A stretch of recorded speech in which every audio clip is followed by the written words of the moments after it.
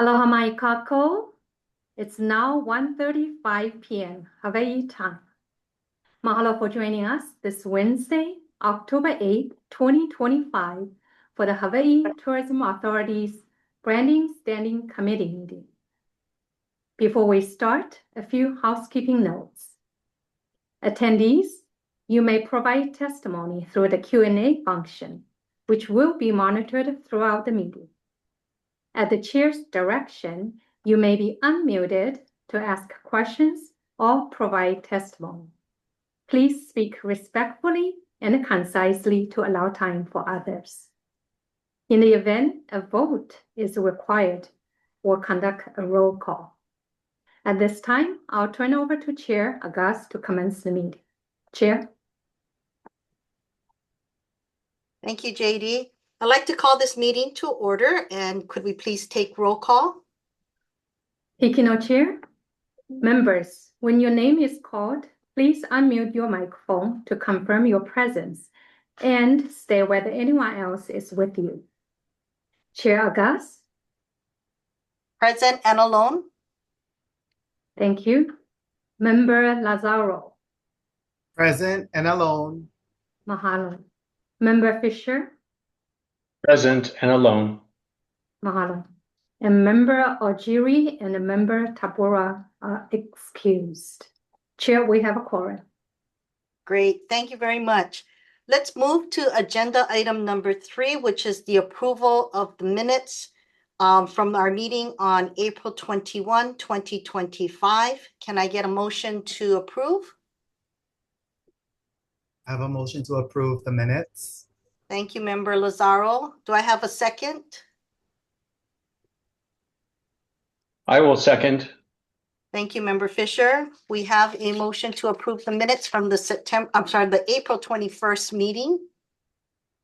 Let's move to our agenda item number 4, which is the presentations of our 2026 brand marketing plans by the global marketing team. JD, I'll turn this over to you to move us forward. Mahalo, Chair. Sorry. Did you take a vote or ask if there are any objections to approving the minutes? Thank you, AG Cole. I'm sorry. We will go back to approval of the minutes. Were there any questions or? Or you can just ask if there's any no votes, and if not, state that the motion passes. Okay. Are there any no votes for the minutes to pass from the April 21, 2025 meeting? No.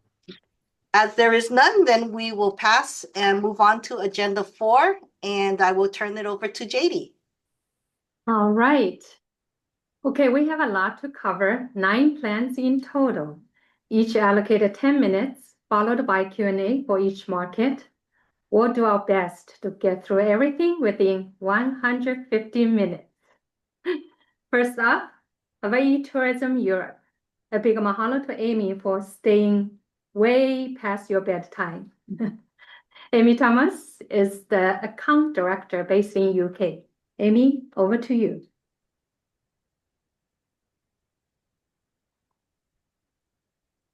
Aloha. Hello, everybody. Good evening, good afternoon, good morning, wherever you are.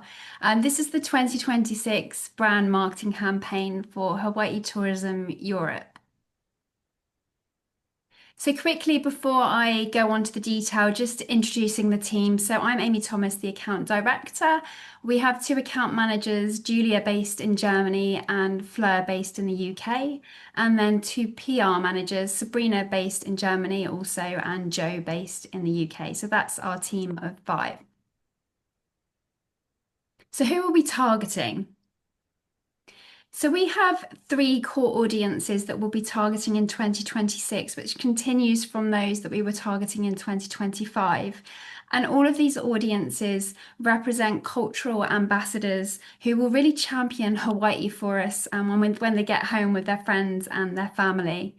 And really what we're seeking here is quality over quantity. And these audiences that we have selected also fit with our regenerative tourism goals. So these people will spend more, they will stay longer, they will disperse, and most importantly, they will immerse themselves in the culture.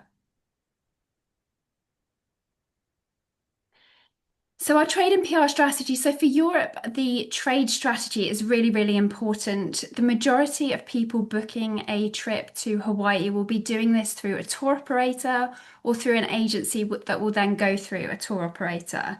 And part of the reason for this is that it's an expensive trip. It's quite a high value trip. And actually there's a lot of extra protection for people when they book this as a package in Europe. So they, where they're booking this bucket list trip, they want to make sure they're going to be looked after in the case of any kind of situation. So trade is really important, and what we mean by our trade strategy. So first and foremost, it's making sure the trade are trained and they're confident to sell the destination, but also working with product managers to make sure that the websites and the brochures have got as much content as possible, and importantly, that it's accurate. And yes, I do have to constantly ask people to add akinas to the website and the like. So that is part of our role here at HTE. And also we do represent Hawaii at many trade shows and events throughout Europe. And of course, we have an important FAM trade program. And for 2026, we will have 2 sales trade FAMs, which will cover all 4 of the islands. Our PR strategy, so we have 12 targeted press releases a year, and we really tailor these according to what's top of mind, what's going to get interest from the press and anything new and interesting. Joe and Sabrina are really, really experienced, and they know the trade media in their countries very, very well. So we're very lucky to have them. They also have a FAM trick program, and they are crisis ready. So they have dealt with crisis before. Hopefully they won't have to do that with Hawaii, but if the need comes, they are ready for that one.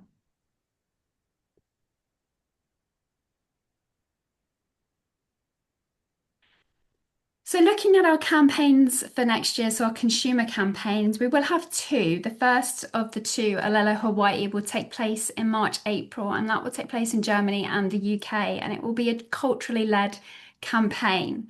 As with previous campaigns, it will be a 3-phased campaign. So we do the awareness and consideration phases to build interest and to warm up the audiences.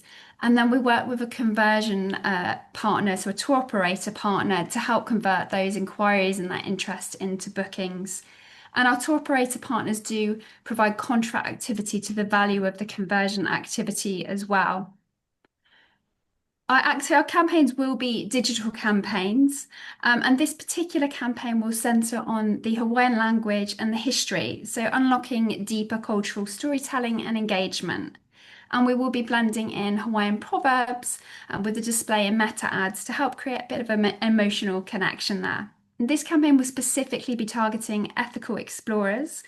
And I also just mentioned the British Museum. So this year we're partnering with the British Museum ahead of an exhibition that will open in January and run through till May next year.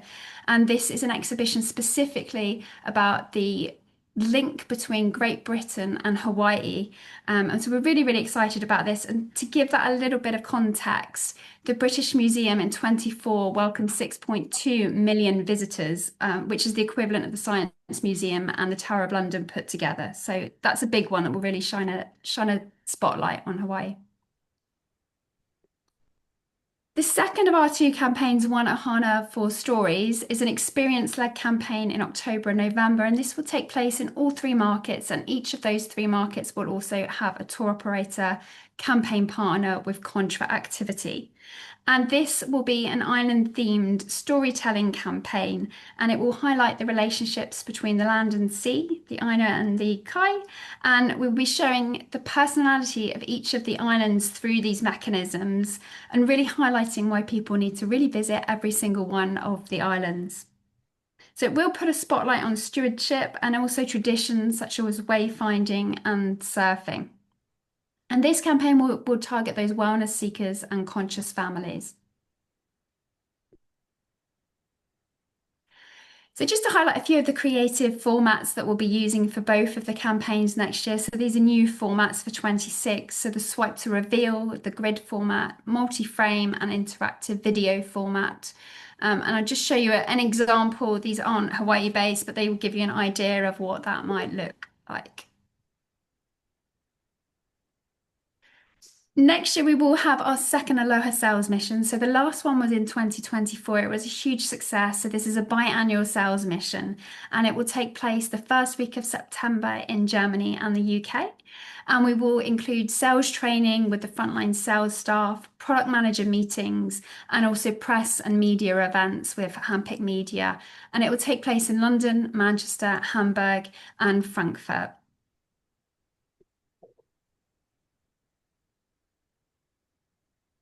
So a bit of a timeline for 2026, just to give you a bit of a breakdown as the 4 quarters and what will be happening in each of those. And also just to draw your attention to the year-round activities such as the trade training, the product manager meetings, and event representation that I've mentioned already, which will happen throughout the year on top of these FAM trips and major campaign periods, and of course the sales mission.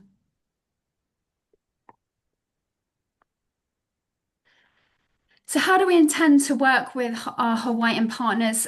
This is just a few of the ways that we do intend to work with everybody in Hawaii. First of all, we do request support for trade and press FAMs. The more support we get, the more we can do. And of course, it's wonderful if we can have people hosting and supporting and welcoming our guests from both the trade and the press. We have our sales mission, which, as I mentioned, is really the best opportunity to get in front of the trade and the press en masse in Europe next year. So really encouraging as many people to attend. We really hope that Hawaii will be well represented for that sales mission. Connecting with our partners as well. So in particular, highlighting, trying to get people to connect with our campaign partners. So making sure, for example, if you're a hotel, making sure that the content is up to date, that the pictures are up to date. And we're really happy to facilitate that. If anyone's got any questions, we're here to help, which brings us to ask your questions. So if anyone spots a trend, if anyone's got any questions, we are here to know and to help. We know the European market, I hope, better than anybody. So we're really here waiting to help and answer any questions that there might be. And finally, sharing your news. We do have a trade newsletter, press releases, and a LinkedIn page. So any new content or imagery or anything new that's up and coming in Hawaii is really gratefully received. And we look forward to sharing that. So I think I'm within time, but so I just quickly mention we are actually finalists for the UK Travel Magazine of the Year, which will be announced on the 23rd of October. So really excited to hopefully win all 5, but if not, at least one of these, I hope, and particularly happy to see the Conservation Initiative and the New Tourism Initiative in there. So just popping everybody's contact details up here as well, so you know who to contact, and opening up for questions. Mahalo, Amy. Any questions from the committee?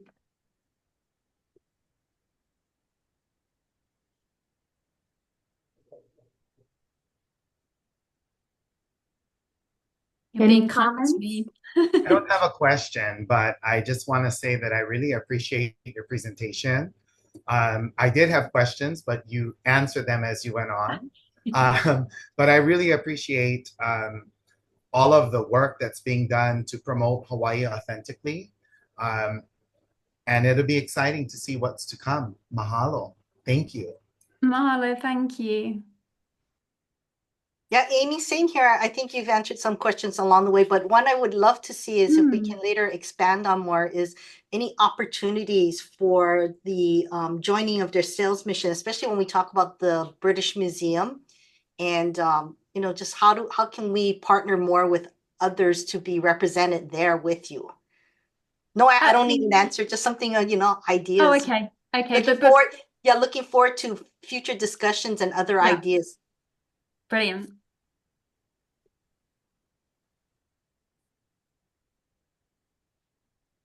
Anyone else? If not, can we check online, see if any questions or comments?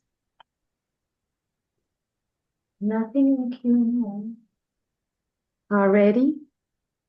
Thank you, Amy, for staying up with us. Mahalo. I'm off to bed now, so have a good rest of the session. Mahalo. Thank you. Okay, next up is Hawaii Tourism Oceania, all the way from New Zealand. Daryl Welsh, are you ready? Great. I'm just going to share my screen from one side of the earth to the other. We're traveling. I'll come back for the executive. Okay, aloha kako o dara ko'u inoa. So I will be presenting the 2026 brand marketing plan for the Oceania market. And hopefully just like this image, you can see it's bright, refreshing and aloha inducing, but it will just be a taste. That's some of our key members of our team with relationship to either HTO or the Walsh Group. Our key person day to day is Anna Rydell. She sends her apologies. She's actually presenting at a luxury tourism event in Australia representing Hawaii, so she is unable to make it today. So if we start with our target audience for Oceania, our current audience has just over 54% repeat visitor with an average age of 48 and party size of 2.5.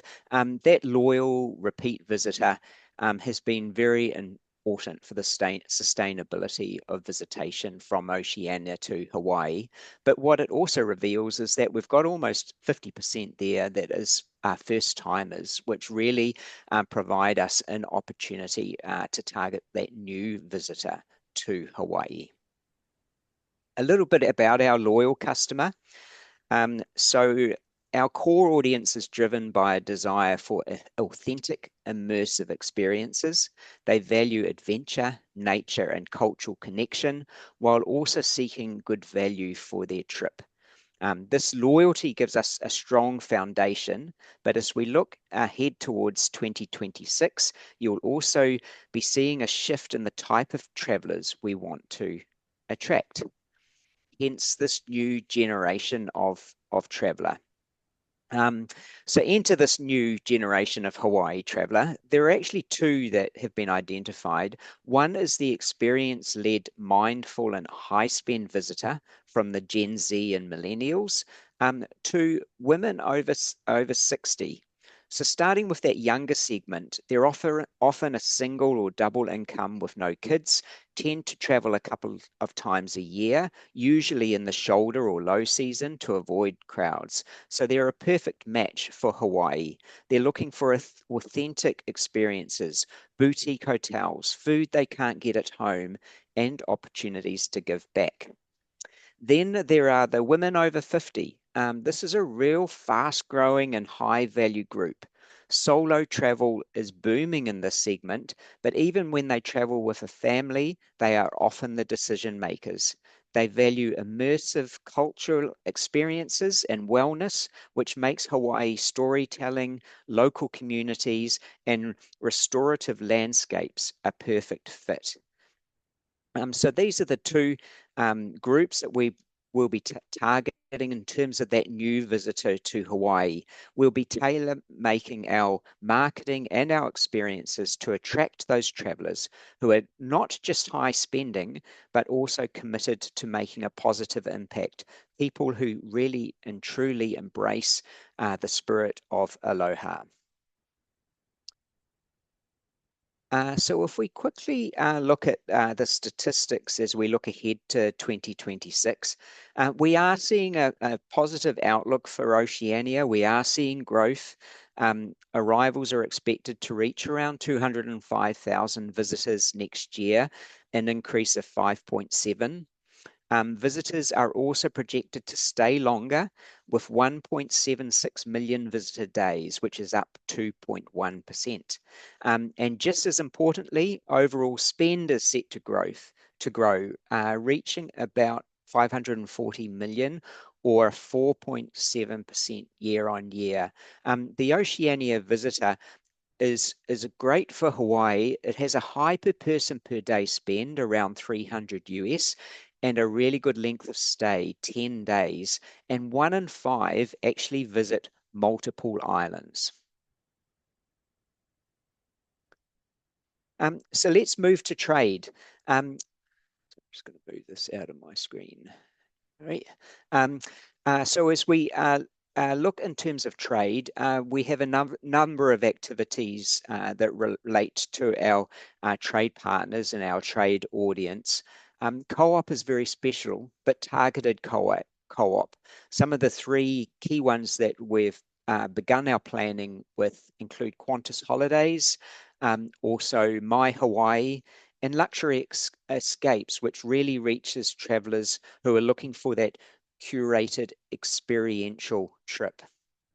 And as you can see, some of the themes that we'll be incorporating into trade, such as the wellness themed trade famil. We will also be refreshing our trade hub next year, which really provides all the tools that the trade are looking for to help them sell Hawaii. Next year, our key roadshow is the Month of Lei Roadshow, which takes place in the month of May, and that will be incorporating signature cities and also have a real destination focus, including our partners in the island visitor bureaus.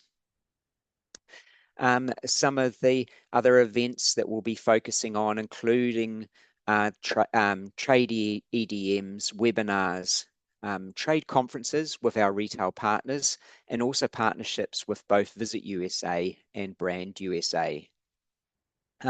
We'll also be launching a new self-famil program.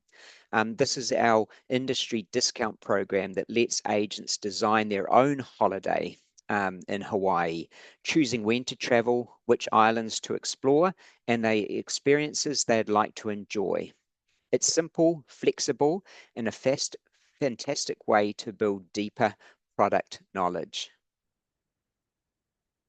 On the consumer front, we have a number of activities that are consumer focused. They include a major influencer partnership. They include a partnership we have with Duke's Day, in particular in Sydney. Duke Kahanamoku, who in 1914 visited Freshwater Beach in Sydney, introducing surfing to Australia. On the same ocean theme, we will be once again partnering the Ocean Film Festival, which really helps us target an audience of active, mindful travelers. We have a number of other activities, media focused, including media FAMs. Next year, our FAMs will include a couple of specific themed FAMs, including sports and active adventure. There is a picture of one of the recent FAMs. I don't know how they managed to get themselves so color coordinated, but they did a great job. Thank you to Dustin Maybe from Executive Chauffeur. In terms of other partnerships, we'll be working with International Traveller around Hawaiian icons, particularly highlighting local makers and artists. And the theme of wellness comes in again as well with a partnership with Well Traveller. Another campaign we're really excited about is the New Wave in partnership with adventure.com, which are connected with Intrepid. This campaign amplifies our HTA's global campaign while positioning Hawaii as the ultimate destination for conscious, sustainable travelers. The campaign spotlights Hawaii emerging leaders across arts, sports, tourism, and culture, change makers who honor tradition while shaping a sustainable future. So this will be connected into a tourism message with editorial features, social videos, and great storytelling. We have a number of partnership opportunities for our stakeholders, and we have a very close relationship, and particularly in terms of our communication with the Hawaii industry, and really welcome their partnerships in the market. And my last little clip is Sea Cleaners, which will be continuing in 2026. It was really another successful event where we brought youth ambassadors from around the Pacific Rim. We were really pleased to have HVCB's partnership with some youth ambassadors from Seattle who all met in Hawaii. It was Maui this year to collaborate with local schools, workshops, and beach cleans around the issue of plastics in the Pacific Ocean and the responsibility we all have around the Pacific Rim to make change, particularly with this new generation. And that is my last slide. Mahalo nui. Thank you, Dara. Any questions, comments from the committee?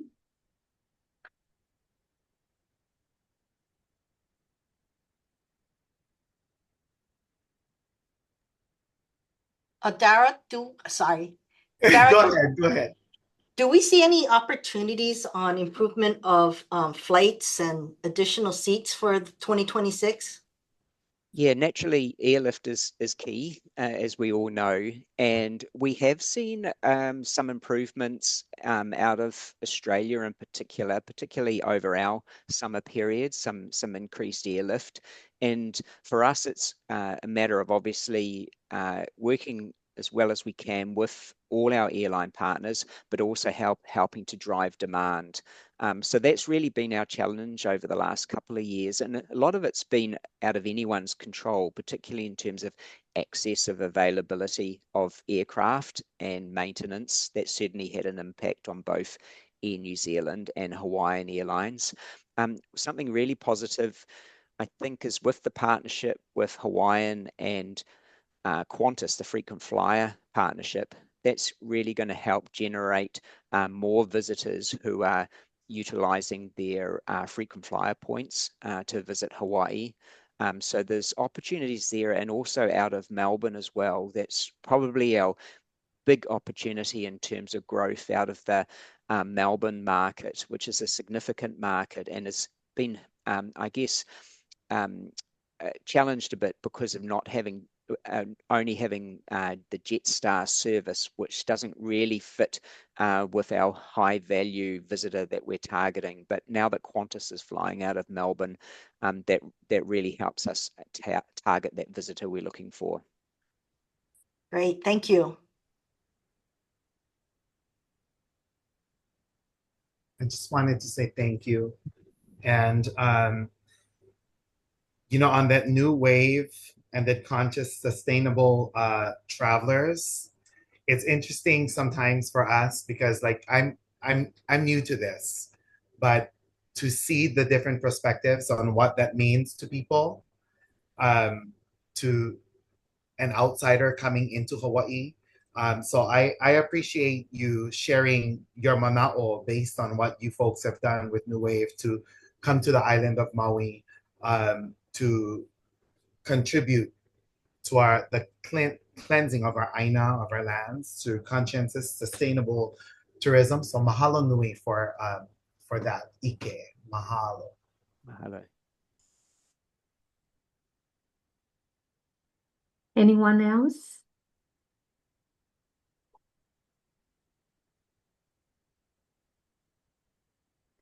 Do we have a comment from Member Guy? He said, oh, just this. Thank you for the work you are doing there. Mahalo. Okay, that's the only comment, right? Yes, there's nothing in the Q&A. Okay. Thank you, Dara. Mahalo. Aloha. Okay, move on. Our next presenter is Ayako Ishiwari from Hawaii Tourism Japan. Eric is in Japan with Governor at the moment, so Ayako, your turn. Aloha. Be sharing. Insurance.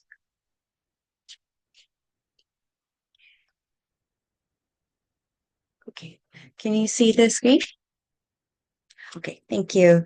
So, aloha, I'm Ayako Ishiwari from Hawaii Tourism Japan. Currently, JD explained, Eric is in Japan with the governor as well, and then Mitsu is in Japan. So I will be presenting the 2026 brand marketing plan. So this is our team. We have 7 team members in Japan, and Hawaii is 3, and then also there will be others, Eric and Mitsue. So we'll get right into the target audience.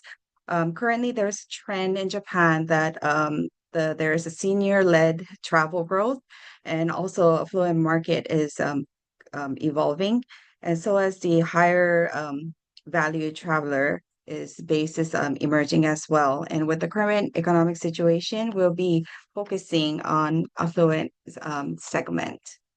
Later on, I will go through it. First of all, this is the geographic targets. The primary areas will be the regions served with the airports that has direct flights. Second, their area will be regions with local airports that will be well connected to the above direct flight airports, or has accessible via a single Shinkansen ride. And also, we cannot forget the sister cities, the prefecture with sister state relationships with Hawaii.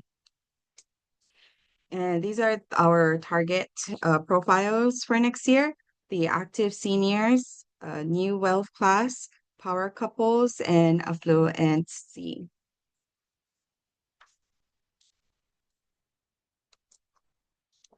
And also, we will target the niche audience, very important. Currently, 72% is the repeat rate for Hawaii repeaters, and also the hula market. 1.5 to 2 million enthusiasts. They can be our cultural ambassadors in Japan. Also, the special interest groups, such as like pickleball, is right now very popular, and then other niche activities. And strategies and tactics. Currently, it does require like stronger emphasis on short-term strategies, but at the same time, with Hawaii's core fan base in Japan is aging, it is equally important to cultivate the new generation of Hawaii enthusiasts as well. So we have both short-term and medium to long-term initiatives. So short-term is booking acceleration plan. So we will expand the co-op initiatives with industry partners to drive conversion,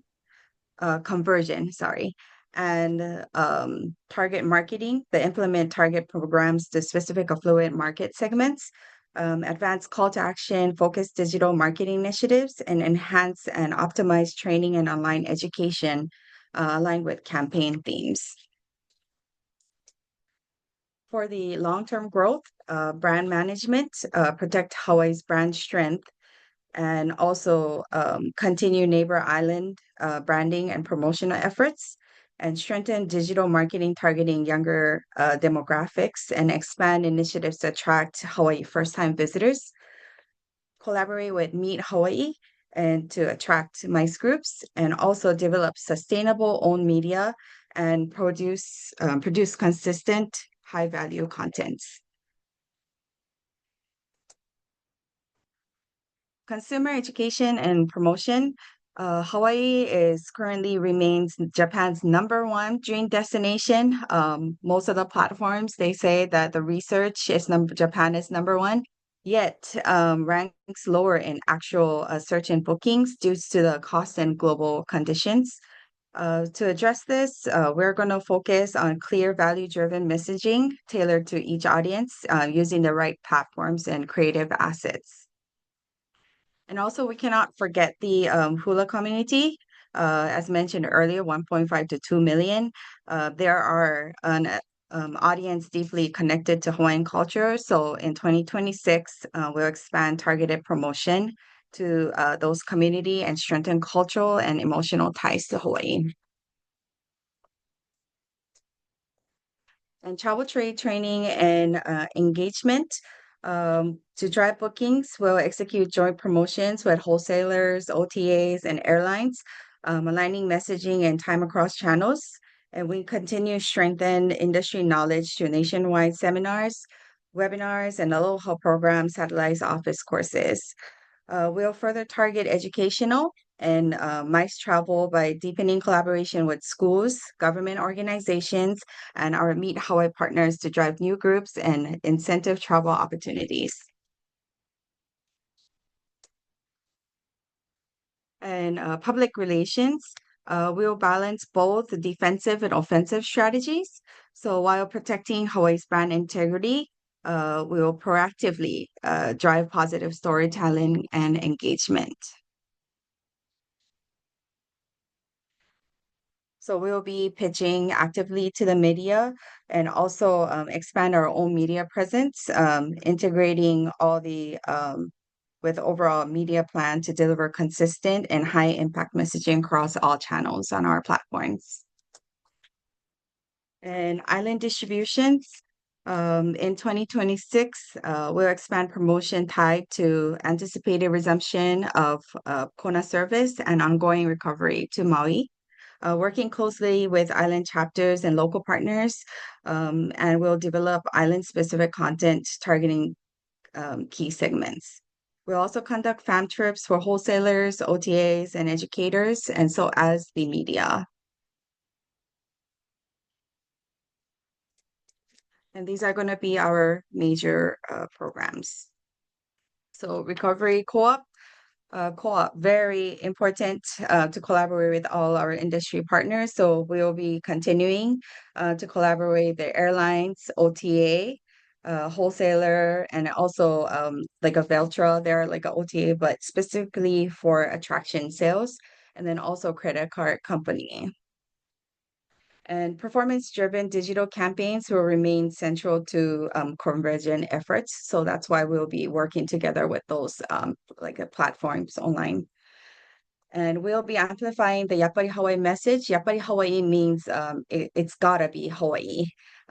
We launched this campaign in end of 2024, and we have been running targeting. There's a three promotion video of three generation family, and then giving back to the parents, and then also couples, and those are really doing well. So we'll be utilizing these messaging and promotional materials. An active senior campaign. Japan's aging society is now includes growing segment of affluent, time-rich seniors.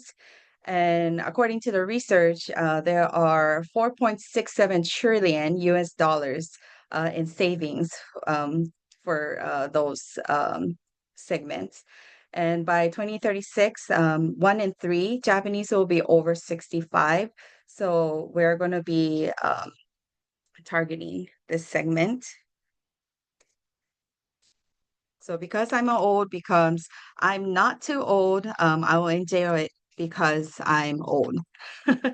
And HG0 will inspire active seniors to rediscover Hawaii. In Japan, there is a DJ that's like in her, like I think late 70s to 80s, and she's still DJing in Japan. So there are lots of those like influencers type of figures as well too, and we would like to target them. So it will include we'll create like a film series showcasing senior enjoying Hawaii, and then we'll do the strong media and OH campaigns in Japan and senior exclusive tours and packages.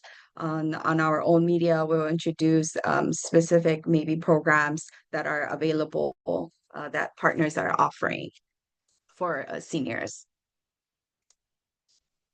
Neighbor Island promotion. We launched the Beautiful Hawaii campaign a few years ago, and this year we launched 100 short videos of each, all 4 major islands, to showcase the beauty and lifestyle and traditions. The main 4 videos are available on our YouTube.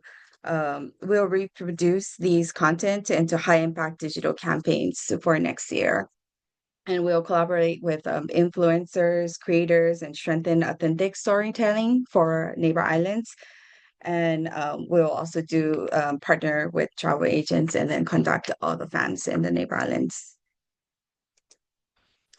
And affluent segment initiatives, we will execute tailored luxury campaigns for 4 high value audience segments to drive engagement, spending, and repeat visitors for next year.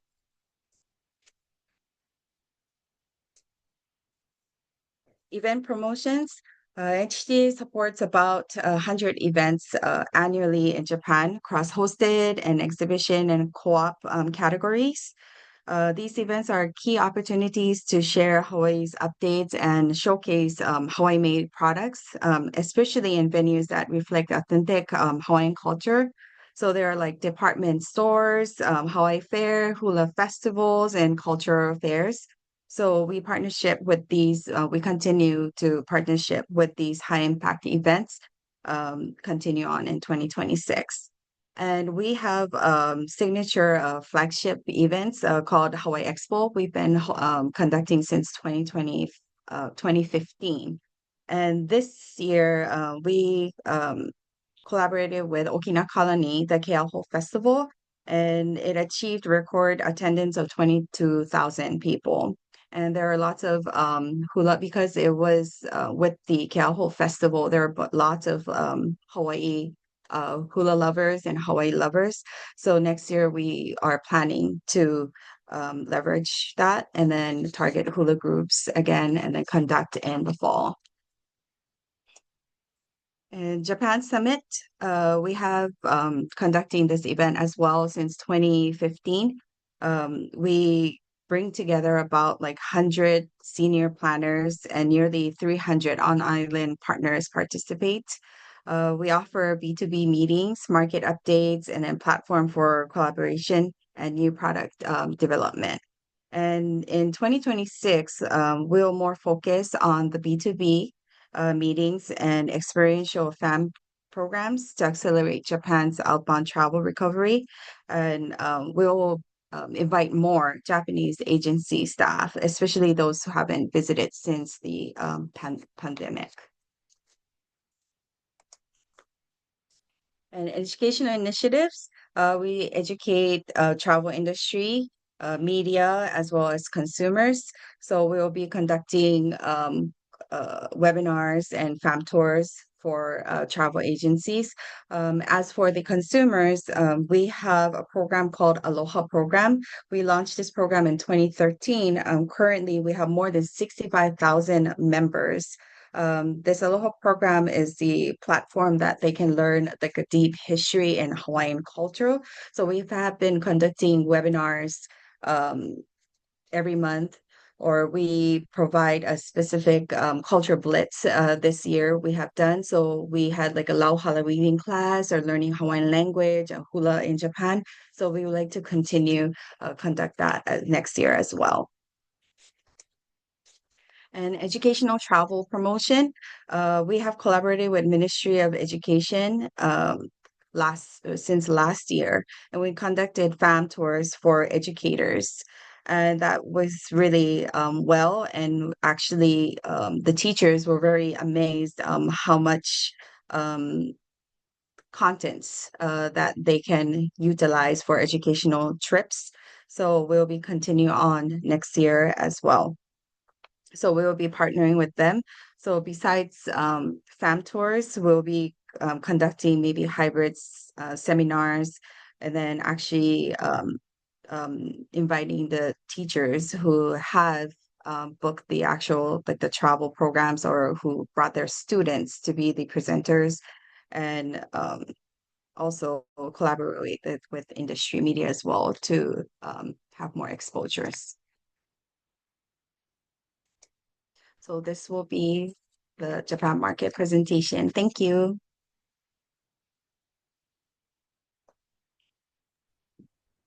Thank you, Ayako. Any questions from the committee? Ayako, interesting on the 2036 goal of the 1 in 3 over 65 years old. So your new generational visitor looking at. I like the island specific targets. I know you could always expand on that for us later, but you know, we always continue to stress about how important it is for the multi-island stays. You know, I know member Lazaro would love to see more on Maui, and member Guy would love to see more on Kauai. Is there initiatives also to try to work on getting the length of stay for our Japanese visitor? I mean, focusing on that too. Yes. So actually lots of mainly, lots of current like affluent visitors, they already own maybe like a condo or they're timeshare visitors. So we will be targeting them to go to neighbor island. So not necessarily if they're staying a longer length, then they can go to neighbor island during that time because they tend to stay longer. So what we want to do is we want to develop content to kind of showcase like, hey, these are the activities that are available in neighbor islands. So why don't you, hop to go to the neighbor islands while they're staying? So definitely we're going to be driving that. Okay. I know we're looking forward to seeing this business coming back strong, hopefully in the next few years. Yes, we do Thank you. too. Thank you.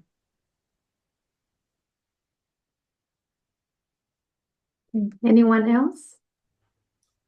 I know that the Japanese visitor oftentimes are very conscious about our islands, and they're very respectful to our homelands. Just out of curiosity, have you seen an increase specifically for the island of Maui? Are there promotions specific for Maui and beyond Lahaina to Ka'anapali, and just for to help increase the visitor to the island of Maui? So actually this year, we did work together with JTB and they actually created a package for Maui. So they have major travel agent, the wholesaler, JTB and HIS, they do have packages for a neighbor island, Maui, and an island of Hawaii. So we would like to further encourage, because not necessarily the visitor arrivals, however, the are increasing, but I know there are lots of like media inquiries and such. So we want to more share like the deep stories of like each island to try to push them to, but they are interest. Mahalo, thank you. Also, I know that there's a lot of promotions that happen in Japan at these native events that we bring hula or events that are there. How about when they come to Hawaii for our Hawaiian events? Because I know that the hula population in Japan is so large. When they come to Hawaii, how do we keep them coming back? So once they come to Hawaii, I know they become a repeater. So that's for sure, because so I think it's just uh, I would say they would come because it's Hawaii. They like the aloha spirits. They love the Hawaii culture. So that's the reason why they come back to Hawaii. So maybe I would say, well, if there's like something new experience, they're always interested in. So I know they are searching for, but other than like all the Hawaiian culture that we already provide, I think that's what they are here for. For YouTube series that we currently have, we asked visitors from Japan, like, why did you come to Hawaii? Everybody said it's this weather. Everybody said this is the weather, and this atmosphere is the reason why they're coming. So it's really hard to kind of kind of share that, but everybody is saying so. And then the viewership of that YouTube series is really high. So we wish that we can spread those messages for their. Thank you, mahalo.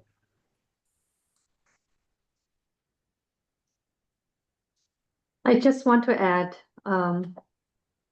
HTJ is currently in the midst of this luxury market study, and I believe the final report will be ready to share with the committee and the whole board at the end of this year.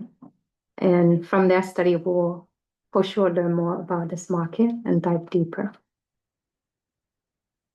Okay, I think there's a question online from David. David Uchiyama from HTA. Do we have any sense of booking pace from the markets looking at the second quarter of 2026 and beyond from all the markets?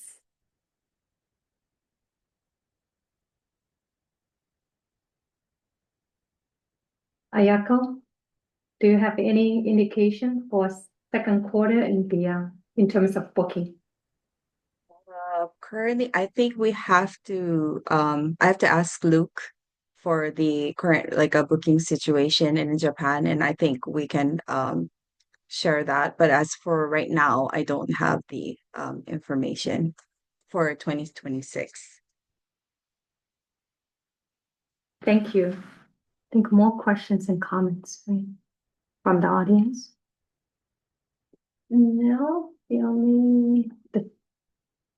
okay, we have Sue Kanaho from Kauai. You have a great resource with Kauai's Kumu Choi. He goes to Japan often. So Ayako, you know who to call, right? Thank you, Okay. Sue. And I think member Guy had a comment. That's older. Oh, that's an older one. Okay, we are good then. All right, thank you, Ayako. Appreciate you stepping up.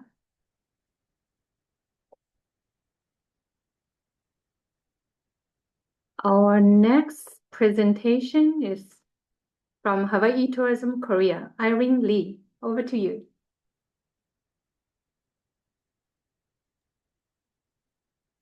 Aloha, this is Irene from Korea.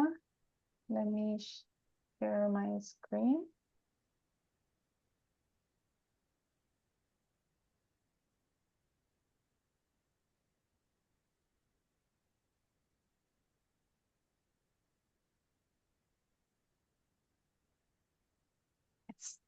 So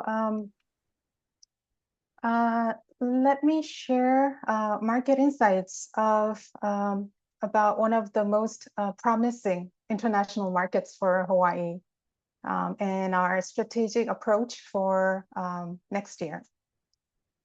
So let me start with the big picture. We entered 2025 with a remarkable momentum. We're seeing three key drivers that make Korea exceptionally attractive for Hawaii tourism. First, post-election stability has restored public confidence. We have a new government since June this year.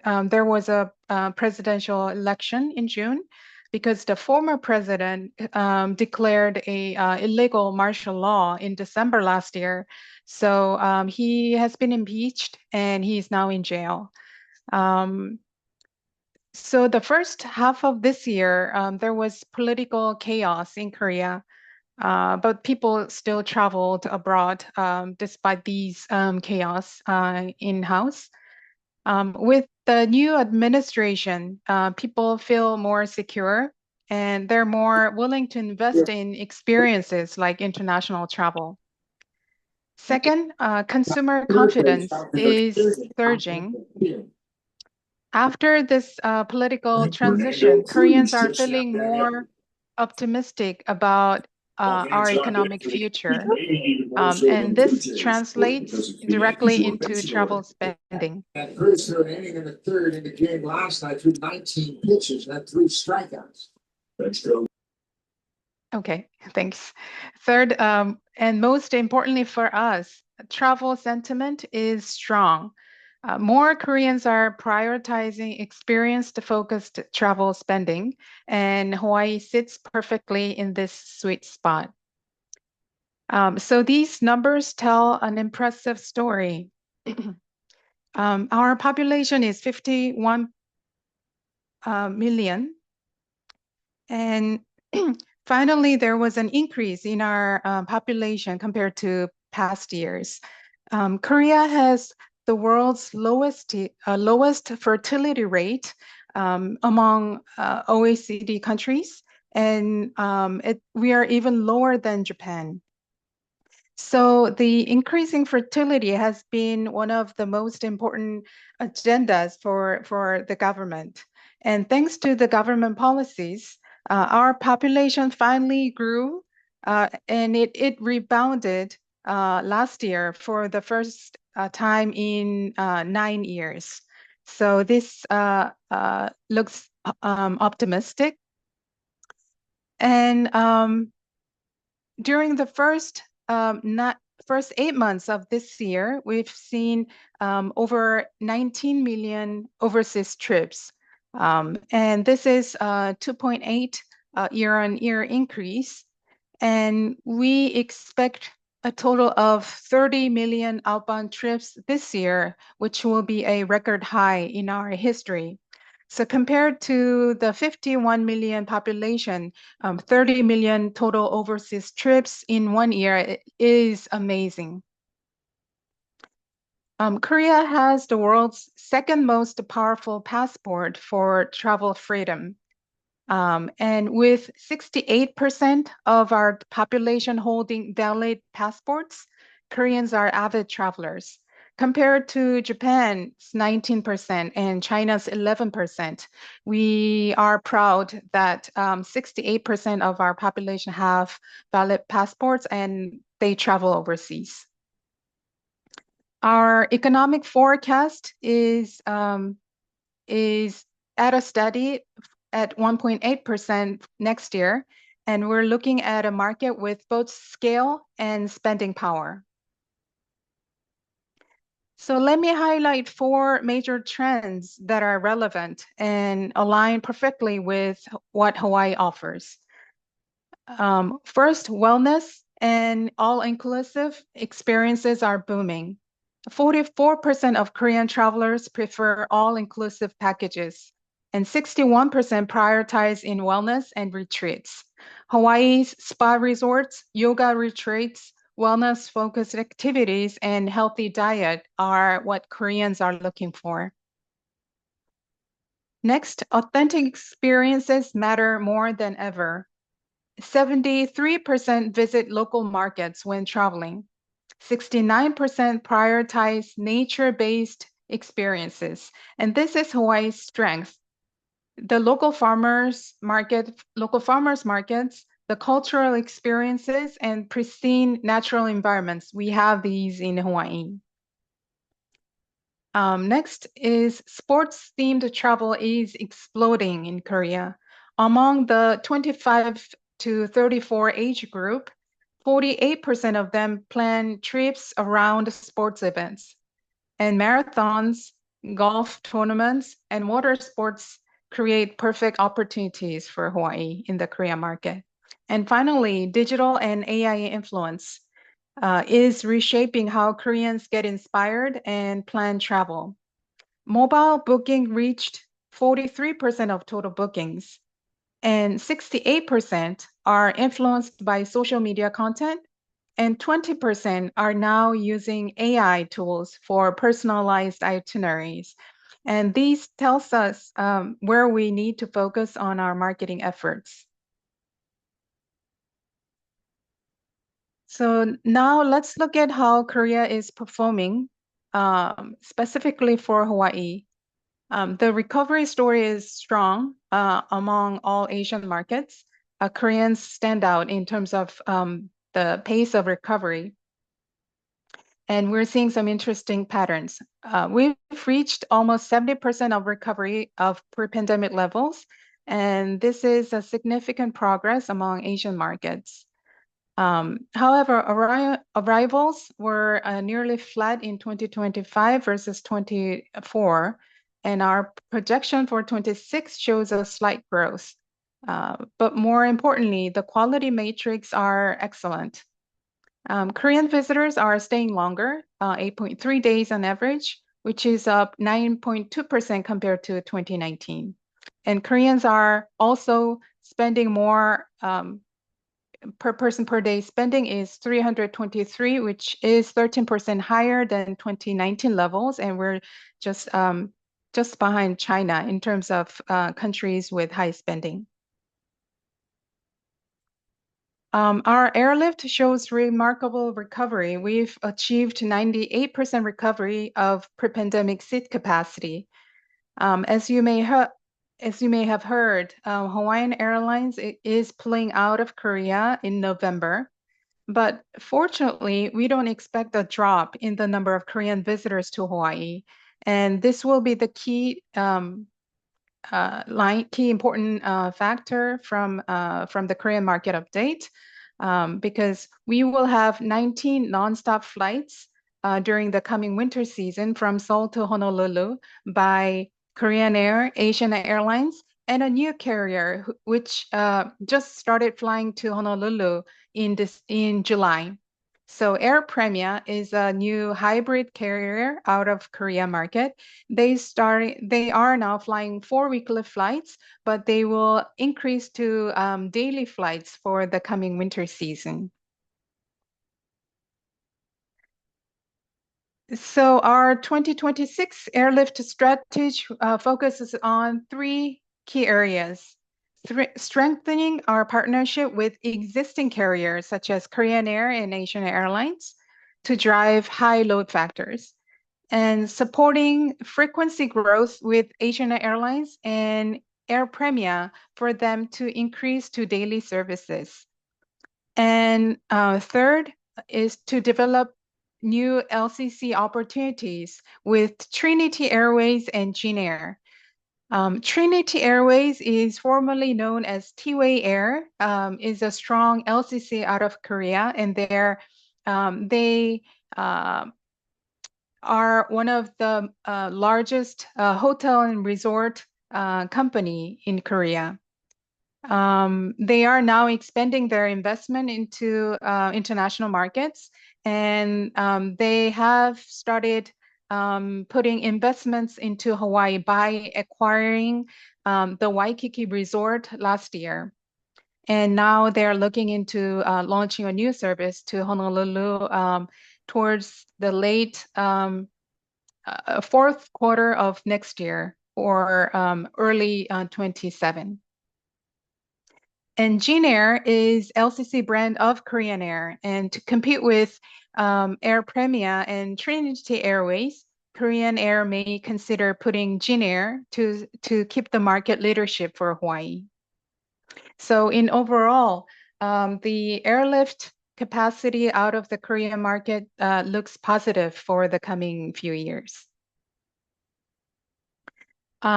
These are our target markets. We are targeting the mindful travelers from Korea who are mainstreamers, romantic couples, affluent travelers, outdoor enthusiasts, and FITs.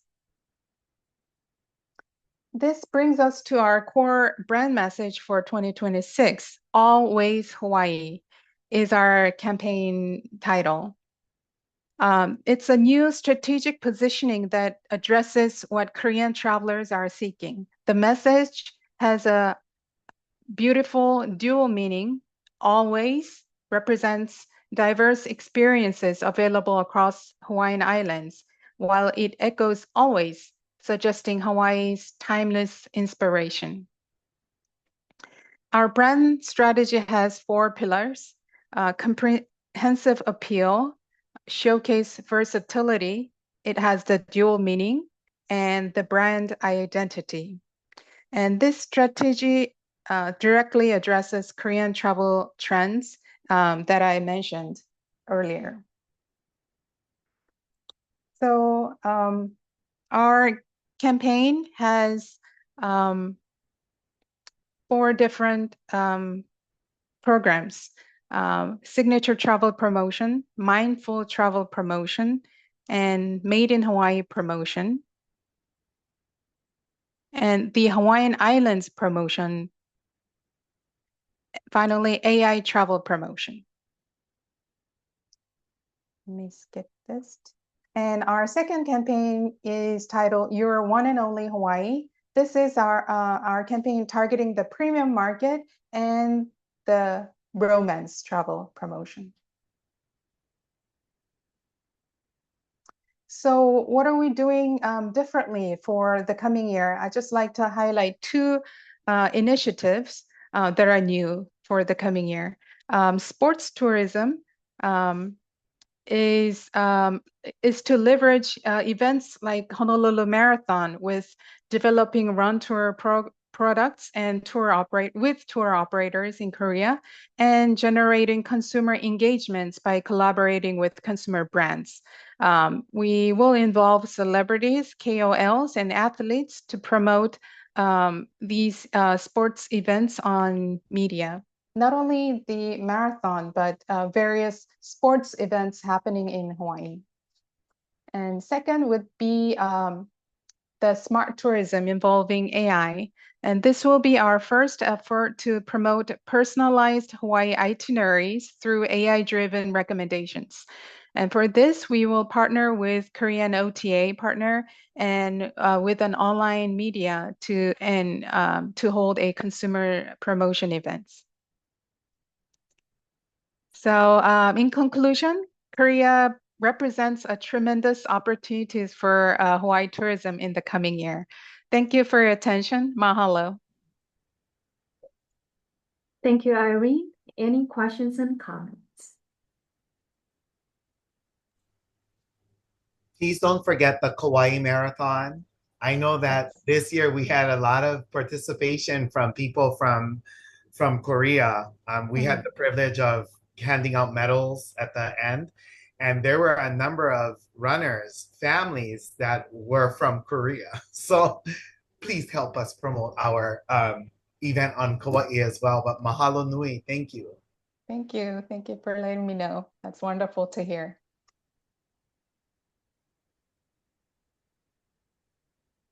Anyone else? Yeah, I think Irene, when you talk about, it's interesting, both you and Dara talked about, expanding on sports themed travel and things like that. When we think about Hawaii, there's a lot of other events. They may not be as large, but if you're looking for opportunities to promote, there are some other events that we can continue to expand on. And I guess working closely with Milton too, yeah, on how we can get more exposure for some of the sport events that we're continuing to have on the islands. Mm-hmm. Thank you. Anyone from audience? Nope, there's no questions in the chat or the Q&A. Thank you. Well then, thank you, Irene. Mahalo. Okay, before we move on to the next presentation, we'd like to properly recognize two non-voting HTA board members for joining us today. That's Member Elmore and Member Guy. Mahalo for joining us. Also, mahalo and welcome Asita from Senator DeCoy's office. Mahalo for joining us. Okay, next, Dennis Saw, Managing Director for Hawaii Tourism China. Dennis, take it away. Aloha, everyone. Let me share the screen first.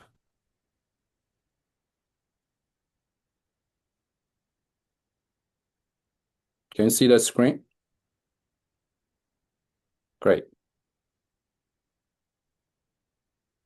Okay, aloha, everyone. I'm Dennis So, Managing Director from Hawaii Tourism China. So today I will share our 2026 brand marketing plan, a strategic roadmap to drive our Chinese sustainable growth amid the rebounding China outbound market. What we call rebounding, it's this year, the forecast is looking at 145 million trips traveling outside of China. It's a total. And also we'll share our strategies, major campaigns, sister state ties, and partnership opportunities. Meet the team. Let me begin by recognizing our HTC team across Beijing, Shanghai, and Hong Kong. They are actually online right now. And we bring deep market insights and strong government and trade networks. Over 5 years unified experience in promoting Hawaii in Greater China market. Target audience. So we've been very consistent to the target audience. So 3 target market. The number one is we call the millennium individualist, and second is a multi-generation family market, and the third one is high net worth individual market. So being very consistent for the target audience over the years, and there's no reason actually to change the target market frequently, right? So while we still think these group prioritize authenticity, comfort, and exclusivity, deeper cultural immersion, also travel frequently to the long destination. That's why those values that align perfectly with what Hawaii is offering. And these pictures actually are actual, those target audience posted on Chinese social media who came to Hawaii. Strategy, our core strategy we call frequency framework. So a layered content cadency. So we're activating key seasonal sparks such as like Chinese New Year, which is considered actually a shoulder season in Hawaii, normally fall into February. And also next year, 2020 and 2026, there's a FIFA World Cup happening in North America. So 14 matches will be held in California. We see there's also great opportunity on this spark. And also Golden Week, a week-long holiday in the first week of October. Actually, just past the Golden Week. Everybody's back in the work in China right now from today.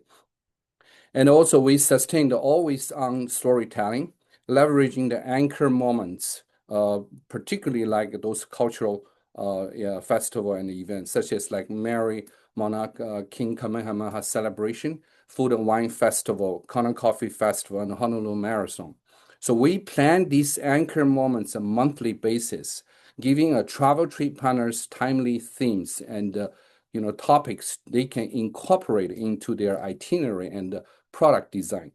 So together, this cadence also drives consistent brand visibility and also conversion across the year, which the final goal we need to convert. Whatever we do, right, we need to convert to booking. So that's our final goal from this frequency framework.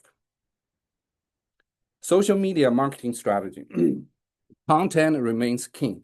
So we will continue to blend different, those formats of content, such as like long form articles and vlog, influencer, travel diaries, and campaign activation across all the major Chinese social media platforms, such as WeChat, Weibo, Douyin. Douyin is the TikTok of Chinese version, and also Little Red Book. So the goal is also to drive engagement, inspire personalized travel experiences. Meanwhile, we also embed like such as those key value, Kipa, Kuleana, those values in every week post. Core messaging, 2026, Hawaii Tourism China's core messaging in Chinese we call 邂逅 Aloha 逐梦夏威夷. If you translate in English as discover aloha, live the dream, which captures both emotional and aspirational spirit of visiting Hawaii.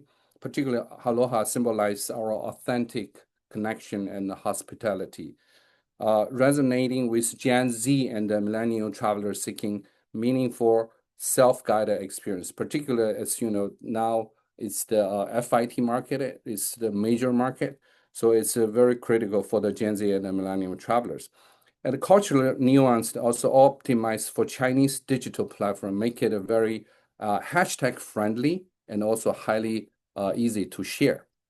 I think the more important our team think is this reinforces Hawaii's identity as a welcoming, safe, and diverse destination, particularly in this evolving geopolitical dynamic globally.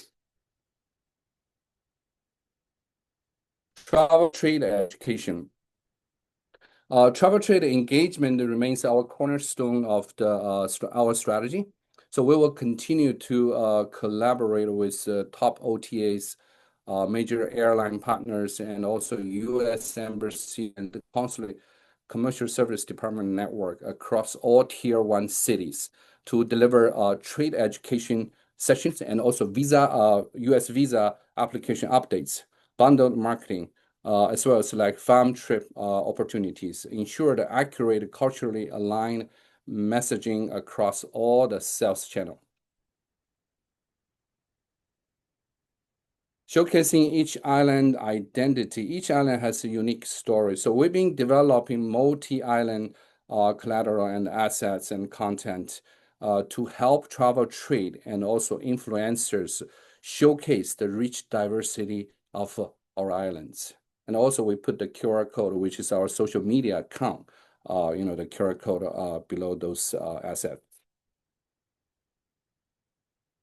Major campaigns. Our number one campaign for 2026 is what we call the Coffee Meets Culture campaign. Coffee is the story place, and this agritourism campaign connects Hawaii-grown coffee with cultural sustainability and our local heritage.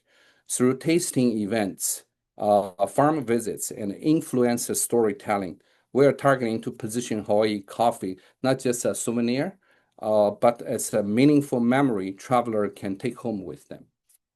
We'll also collaborate with the USDA, Hawaii SHOB, State of Hawaii Office in Beijing, and also Hawaii Coffee Association as a partnership.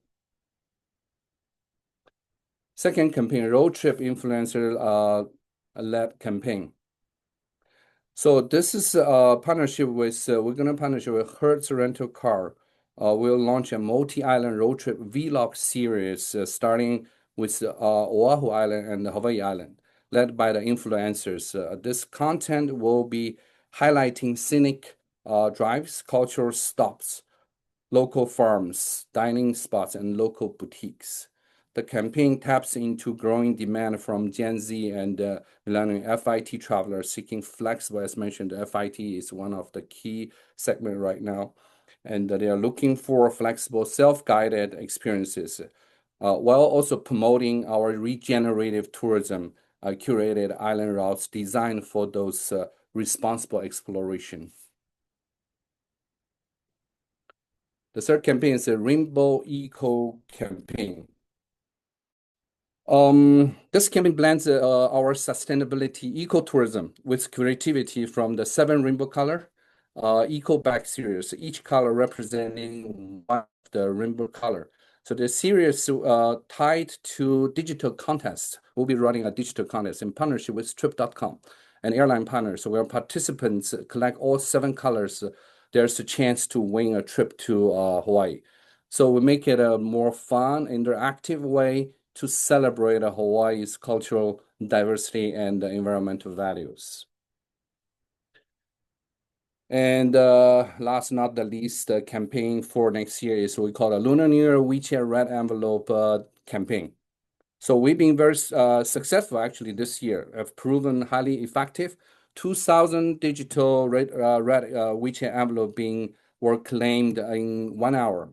So in 2026, we are expanding through OTA and other retail partners, tying this promotion to a Mana of Horse. We call it Mana of Horse because next year, 2026, is the year of horse, Lunar New Year theme. The horse represents strength, freedom, and prosperity in Chinese culture. That's why it's great as culturally storytelling with peak season digital engagement. OTA partner will also distribute this Hawaii-themed digital red envelope as a festive token to the customer who book Hawaii package during the Chinese New Year lunar travel season, and amplify our both booking and brand visibility. These are some actually already on the market of our partners selling the winter season package and also some unique packages in the market, such as our partner like CYTS from Beijing. They are offering like a very unique, they call the Ice and Fire package that combines Alaska and the Hawaii travelers, taking the traveler from Fairbank, Northern Light to volcanic landscape of our Hawaii Island. They call Aloha Aurora package. Very, very unique 2-week journey from snow to tropical island. Next, from the trade perspective, is also one key project is trade mission. Building on the success of this year's mission in Shanghai and Macau, we attended Macau International Tourism Expo this year, had a 13 stakeholder join us. So 2026 travel trade mission will focus on Eastern China, focus on Hangzhou and then Nanjing, two cities. Most important is deepen the partnership with key OTAs such as like Alibaba, Filigi, Tunio.com, and also Tongcheng.ly.com, which is the WeChat, Tencent's travel platform. So this approach actually expand our regional reach and further strengthen our major OTA collaboration. So each year, our goal is each year we're trying to tap into one key region. So that's for travel trade mission. And this year, we also proud to celebrate 40 years sister state ties with Guangdong province, southern China, and 33 years with Hainan province in the island province in China. Hawaii state delegation, including legislators and DBAT, UH representative, coffee industry leaders, local Chinese community joined this celebration and ceremony in Guangdong province. So we will continue to leverage those sister state relationship to leverage such as like we are going to focus on one of key program is the promotion of UH sports. And also how we can encourage more Chinese students, attract more Chinese students come to Hawaii to study. So those relationship is foundation of to leverage those programs. Last one is the partnership opportunity. All these major partnership opportunity have been released on HTA site, and whoever needs any information, please reach out to us. And we welcome more our stakeholders that can join 2026 travel trade mission to Eastern China. That's all from Hawaii Tourism China. Mahalo, 谢谢. Thank Any you, questions? Dennis.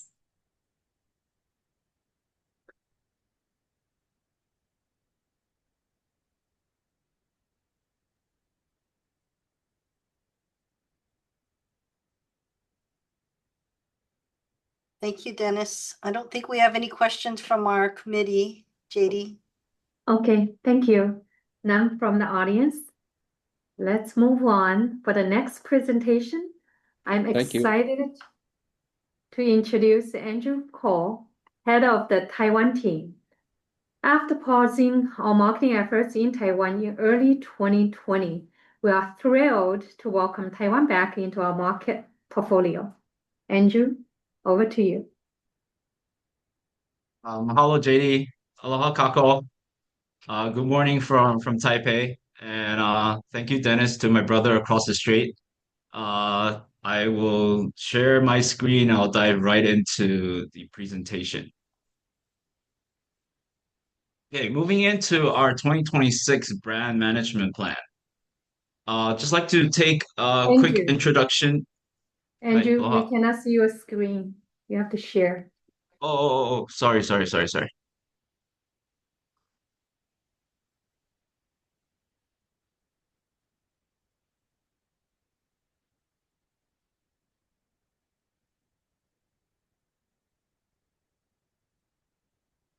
Okay, here you go. I'm sorry. I would just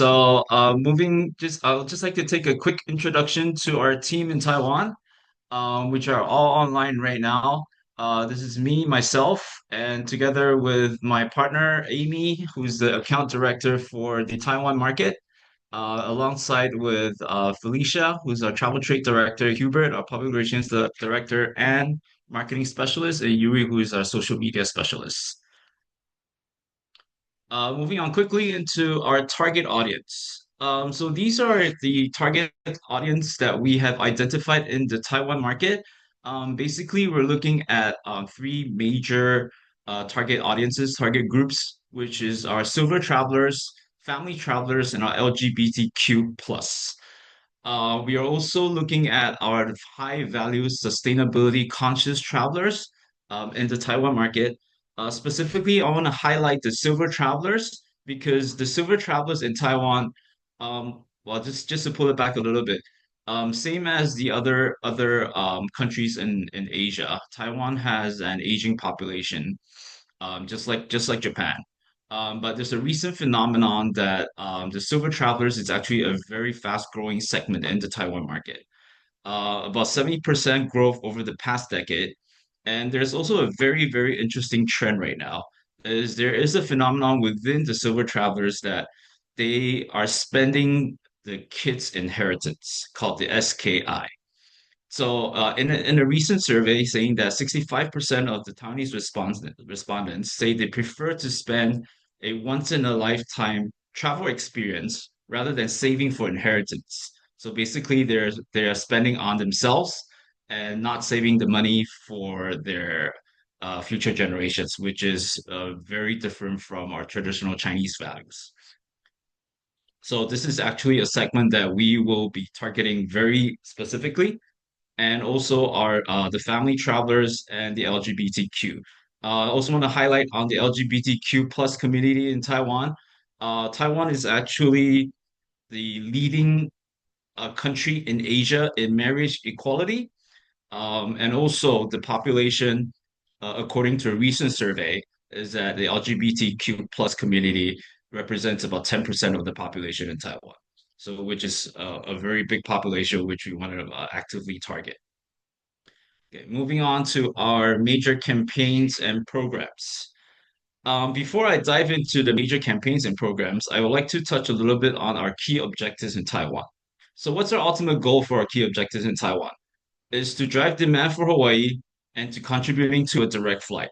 So just like what Amy said, since we paused Hawaii Tourism Taiwan in early 2020, we do not have any kind of representation in Taiwan, except for the fact of Meet Hawaii, who acts on behalf covering part of Taiwan based on meetings and incentives.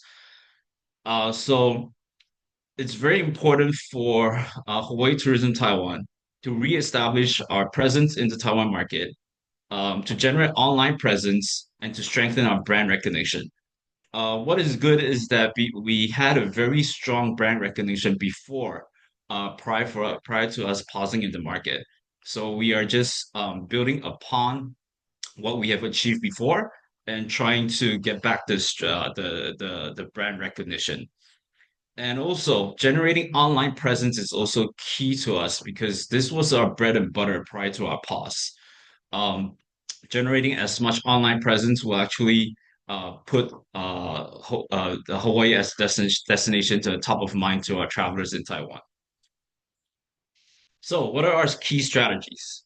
So, like I said before, reestablish connection via our flagship programs, adopting an always-on communication channel through a robust marketing communication plan, both with our travel industry partners and the consumers. I will touch upon on the individual flagship campaigns that we have in store for the Taiwan market a little bit later. Generate as much content as possible, either through video, social media content, or media coverage, either print or digital. We will also leverage on the assets that we have within HTA and also within our partners in Hawaii. So we will leverage on any kind of content that we can grab and that we can customize into the Taiwanese into a Taiwanese content. Also, something that's very, very important as part of our strategy is to develop AI integration. So right now there's an AI phenomenon which I'm going to touch about a little bit more later as well. So if AI can't read you, travelers won't be able to find you. So we will develop a robust AI integration strategy through PR strategy, producing curated online articles and content that is searchable by AI. So what's the path to AI? It's actually an integration through our programs that we have in store in the market, to generate online content and then to create traditional Chinese travelers prompts for AI to be able to search. So in 2026, the HTT's program is designed to create buzz, exposure, and strong awareness in the Taiwan market. And through a mix of creative programs and public relations tactics with our individual programs, we will generate searchable contents online. So when people or even AI tools search for travel inspiration, Hawaii will come up prominently. And according to Booking.com, 88% of Taiwanese travelers rely on AI in parts of their travel planning versus 64% of the global population. So we have a very high adoption of AI. And one important note is because Taiwan uses traditional Chinese, which makes it unique within the global Mandarin speaking population. That's why localizing the content and messaging is very critical for the success of our market. Okay, moving on to our individual campaign. The Aloha Festival. So Aloha Festival is one of our key marquee offline consumer activation event in Taiwan. We actually did this in 2019 and 2018, which gathered a lot of interest. Um, so it's actually a 2-day festival showcasing Hawaiian culture, Hawaii-made products, and also Hawaii travel products. So we gather all our stakeholders in Taiwan that are Hawaii related to participate in the festival. We also have a marketplace there to showcase Hawaii products, Hawaii food. And in 2018, in our first one, we had mostly our halal groups in Taiwan. Actually, something to note is that Taiwan has actually a very big halal community. It's actually the second largest out of Japan. So what's interesting is in the 2019 Aloha Festival, we actually got a lot of interest from halal groups in Japan, from Hong Kong and China that wanted to come to our festival to actually perform on our stages. So this is something that we would like to leverage on to bring back our marquee event in 2026. And also, this is actually a very important event for us because we decided not to attend the International Travel Fair, which is the largest travel fair in Taiwan, because there's actually a shift in demographics in that fair. In that fair, they're mostly bargain hunters. They're looking for cheap deals. So we think that this is not a good target audience for us. So we decided to create our own and emphasize on the Aloha Festival instead of joining the International Travel Fair. And also to drive conversion, we will also invite airline and tour partners to be on site to provide exclusive promotions and packages. So through this dynamic mix of culture, cuisine, music, and trade engagement, the Aloha Festival will bring the people, the place, the Hawaiian Islands to life, promoting responsible tourism and building lasting emotional connections with Taiwanese travelers. Moving on is our Hawaii sales mission in Taipei. So tapping on with the timing of the Aloha Festival, we would like to strengthen the trade relationship and expand Hawaii's presence in Taiwan. So we will host our annual Hawaii sales mission in Taipei by combining these two flagship events to create a powerful synergy, engaging both consumers and travel trade in one coordinated effort. So the sales mission will feature a full program, a marketing briefing breakfast, B2B seminars, targeted trade visits, and a curated media gathering, and integrated participation in the Aloha Festival itself. So we'll combine these two events together so that our partners in Hawaii, when they join the sales mission, they can actually feel what we have in store for them and the buzz that we created around the Aloha Festival. Moving on to some of our online campaigns. This is our Mother of Lei, which is a Mother's Day event that we will create around a social media campaign, partnering with local artisans and flower shops and floral shops. We will launch a lei making studio where the public can create their own leis, and also while learning about the origins, etiquettes, and cultural significance. So to amplify the reach, we'll engage influencers, lifestyle medias, and Hawaii Tourism Taiwan's own platform to tell the story in a visually powerful way. Moving on is our Island of Style media partnership.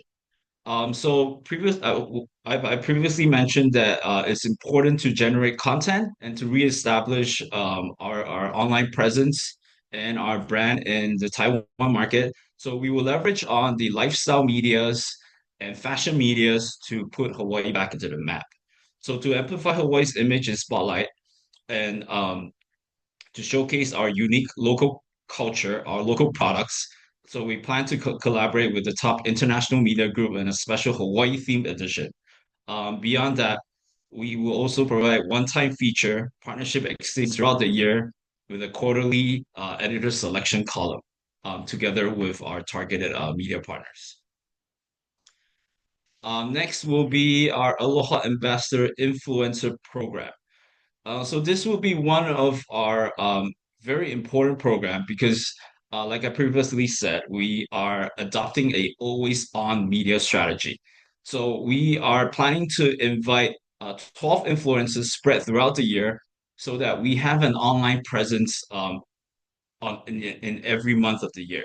So throughout the year, we'll work closely with 12 carefully selected influencer, be it mega or micro creators that are that we think that is influential to the Taiwanese travelers, and also to share the essence of Hawaii through authentic creative storytelling. The content will bring out the aloha spirit, cultural heritage, outdoor adventures, food, and meaningful connections with local communities. So just as importantly, each influencer will promote mindful travel, show respect for the aina, the land, and the community while highlighting the immersive, responsible experiences. So most importantly, the campaign will tie back to our conversion.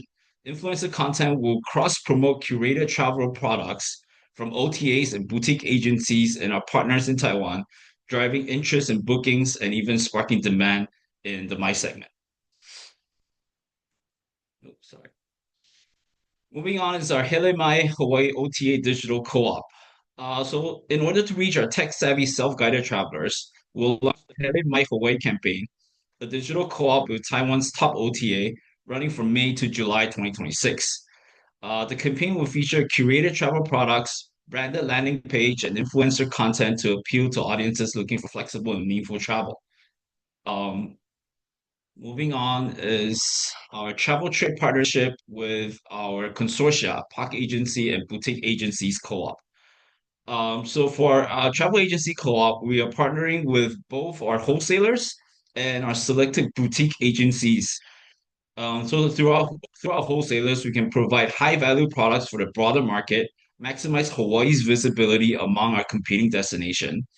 At the same time, the boutique agency will give us the flexibility to design unique and customized itineraries. By connecting these with our influencer campaigns, we're able to showcase Hawaii's distinct culture and experiences directly to the Taiwanese travelers. Next is our public relations tactics and social media. So this will be our year-round social media strategy. And electoral PR efforts will align with our campaigns. HTT will adopt a always-on media relationship approach by distributing news releases that will resonate with our target audience with the goal of creating as much media content as possible. And also on our social media platforms, our social media will not only feature Hawaii as a destination, but also provide education to the audiences in Taiwan, highlighting our unique culture, heritage, language, and products. So these are just some of the examples that you see from the posts that we're going to be posting on our social media channels. And last but not least, this is our partnership opportunities and the programs that we have in store for our partners to attend throughout the year in 2026. Well, mahalo nui loa. 谢谢. Thank you, Andrew. Any Thank you, comments, Jenny. questions? I think I'm following up on David's earlier question. If there's any booking pace information that you can share for the second quarter of 2026. We don't have it on hand right now, but we can provide it to you after this meeting. That'd be great. I think everyone has the concern, right, about 2026 for outlook and forecast. So just wanting to take a look at that. Sure. Thank you. Thank you, Jim. We'll provide it to you. Okay, let me stop the share. Sorry. Anyone else? Any questions, comments online? No questions online. Okay, then we'll move on to Colin Wood, Account Director from Hawaii Tourism Canada. Colin, please go ahead. Thank you, JD. Can everybody hear me okay? Yes. Yes. Good. And you can see my presentation? Yeah. Yes. Good. Excellent. Thank you. So let's get right into it. So this is the team, some of the team that touch Hawaii in relation to the activity in Canada. Lots of smiling faces there, as you can see, and lots of people that touch and get involved in relation to the account. So let's get right into the 2026 target audience. So under the umbrella of affluent travelers, we have sort of subsegments. Now, affluence, as we recognize, this is what's going to offer us a greater likelihood of higher in-destination spend, the longer trip duration, multi-island visits, and repeat visits. So that obviously is the overall umbrella. They're less sensitive to price and currency fluctuations and having an average annual household income of over 100,000 US. But within that umbrella of affluent travelers, we're talking about active travelers. So these are the folks that are experience seekers.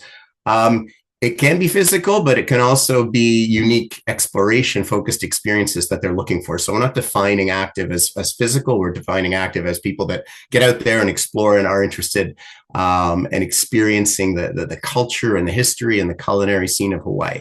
It's an important segment for us. Snowbirds, retirees, we identify them separately as well. These are folks that are longer duration visitors, and they tend to live like locals. Canadians are famous for it, snowbirds, and Hawaii gets its share as well. So we consider them to be a viable audience target. Just wanted to point out as well that 70% of the visits that come to Hawaii are coming from British Columbia and Alberta. But Ontario, where I am in Toronto, it over-indexed with 36% of the desired audience. So we skew our activity to make sure we're heavily hitting Western Canada. But we also still look towards the rest of the country as well. Moving into some of the Canadian travel trends that we're seeing. So these are our Canadian travelers tend to be prioritizing experience-driven vacations and fewer and longer vacations as well. So whereas maybe 10 years ago, 8 years ago, 5 years ago, we would see more frequency. Now we're seeing fewer but longer, which is good. Value seeking, but they're not afraid to spend. You're probably seeing that in relation to many markets. Solo travel, self-fulfillment, and sustainable, without question, are priorities that are identified for Canadian travelers. This is where it's good in relation to Hawaii, because Hawaii's resonating strengths in relation to these trends, the aloha spirit, feeling welcome, strongly resonates. History and culture, in-destination safety. We emphasize that frequently in relation to what we put into the marketplace. Unique experiences, Kuleana Malama as well. It all aligns well with what we do in the Canadian market. So we're going to get into the 2026 strategies and tactics that we're looking at. So continue to reinforce Hawaii as welcoming, as a contrast to current perceptions about the continental US. So I don't think we need to go into too much additional detail in relation to that. But if the perception is for Canadians that they're not feeling comfortable in relation to the continental US, Hawaii stands apart in many ways. Again, also playing to the strengths of beautiful, relaxing, and safe, and the incredible and unique experiences. That's what we are going to work towards in relation to what we promote within the market. So again, we've had these great resources that we've been able to use in the past, the people, place, and culture. We know that there's more coming in the future, which is super exciting as well. And we fully intend incorporating that into our 2026. And we use a mix of on and offline tactics, as you would expect.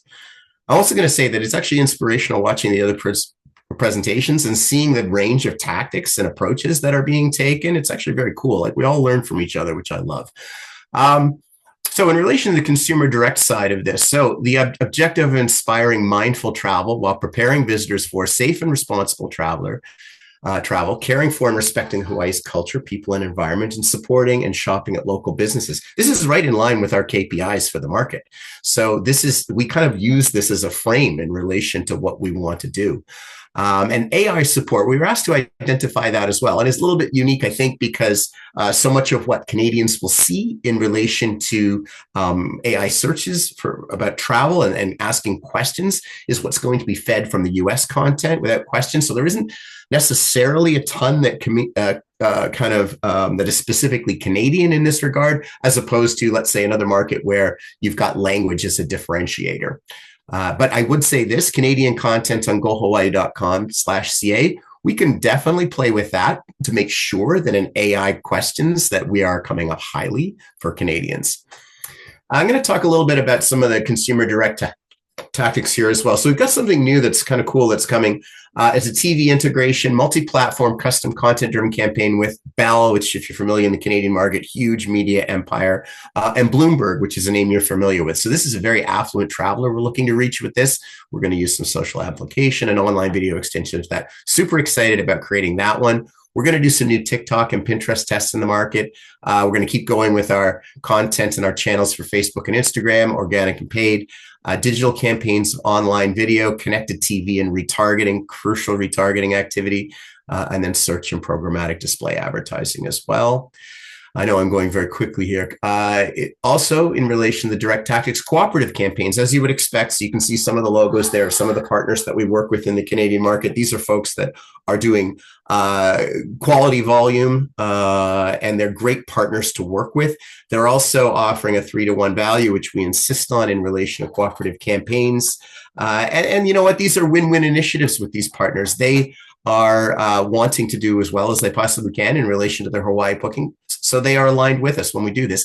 And what we're trying to do as well is we've kind of last couple of years, we've really tried to reinforce with them, you work with us, you need to incorporate mindful traveler education as part of what you do. So it isn't good enough to just do banner ads or this or that or whatever to try to promote. You need to kind of encourage the messaging that we're looking to incorporate about mindful travel. And they're really receptive to it, which is nice.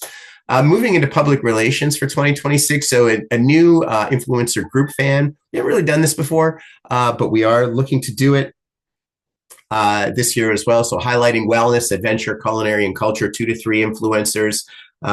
Influencers are always interesting in Canada because so much of their audience tends to be American. So it's kind of, we've always had some challenges in relation to working with influencers, but we're excited to do it.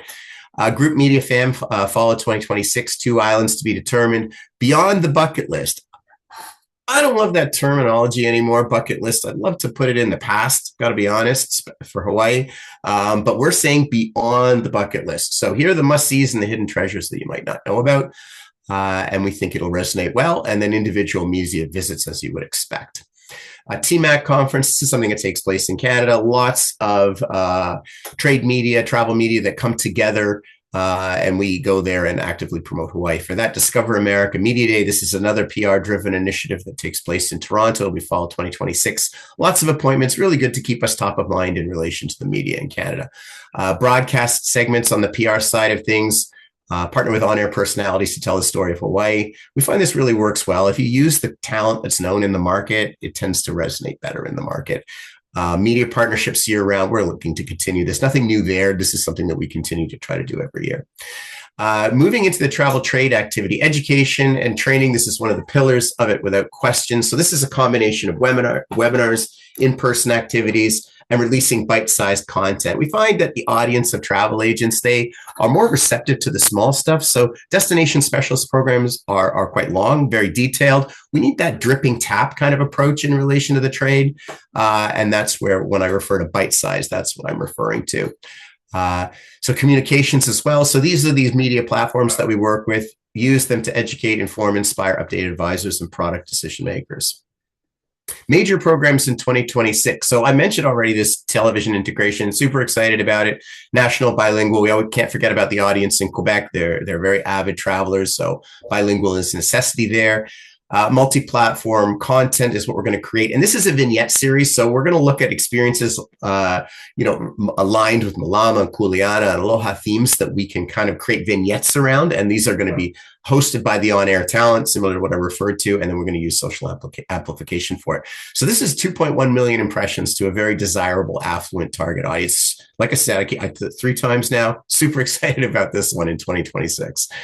New Lay Day activation. This is something that we haven't done before. And I think I'm the one who's been hesitating a little bit because of the timing of May 1. So sort of past the key booking period in relation to Canadians, but you know what? Still well worth doing. We see this as a great initiative. It's going to generate friendship, affinity, education, and aloha. Lay greetings for politicians. I'm talking about British Columbia, more specifically Vancouver, key market for us.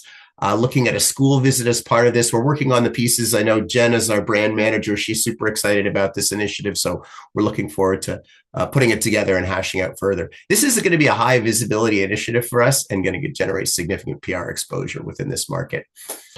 Moving into influencer fam group, this was something mentioned previously. It will be a nice initiative for us. The group media fam, as indicated, travel advisor fam. We're looking at this. I haven't picked the islands yet for these initiatives. We're kind of working through that, seeing what makes sense. But again, these are all the impact of these: significant increased exposure to new audiences and advisor luxury product awareness. This is important as well. Cooperative campaigns. This is peak booking season. So again, I hinted at it earlier, win-win campaigns with our partners, whether it's Air Canada, WestJet, Flight Centre, Costco, great to work with, and they have skin in the game in relation to us all being successful. Aloha Canada. We haven't done Aloha Canada for 2025 yet. That's coming up in December, but the 26 version, assuming everything goes well in December, if it's not too cold and we don't freeze all the good Hawaiian folks that come over to participate in this, then we will go ahead in December in 2026 is the plan.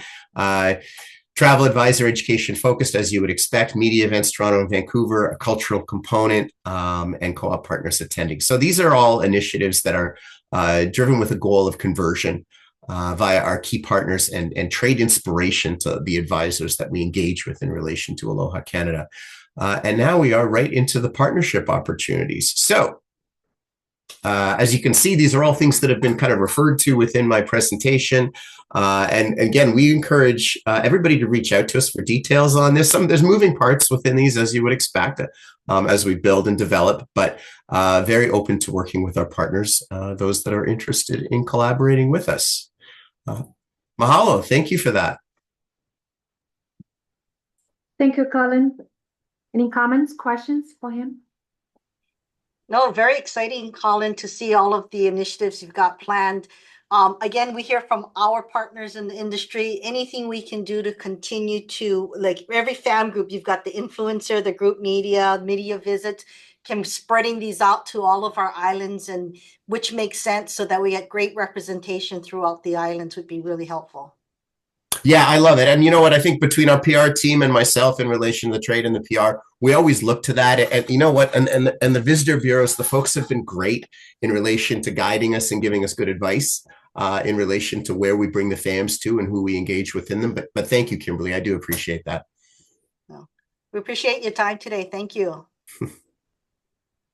Thank you, Colin. Okay, move on. Presenting the Global MCI is Lynn Whitehead, Vice President of Meet Hawaii. All the way from Vegas, your dinner time. We appreciate you. No, absolutely. Aloha, awinala, olinko uinoa no Baltimore Mayau. I am excited to be here with you all today. Chair Agas, Joe says hello. We are, IMEX is looking good this year. We have 38 partners in the booth. IMEX is expecting 5,700 buyers representing over 150 countries, which is a slight increase over 2024. So the meetings industry is still looking good despite all of the headwinds we have coming our way. We've gotten a lot of leads for 28 and 29, which is exciting for the convention center. Our single property team is really cranking as well.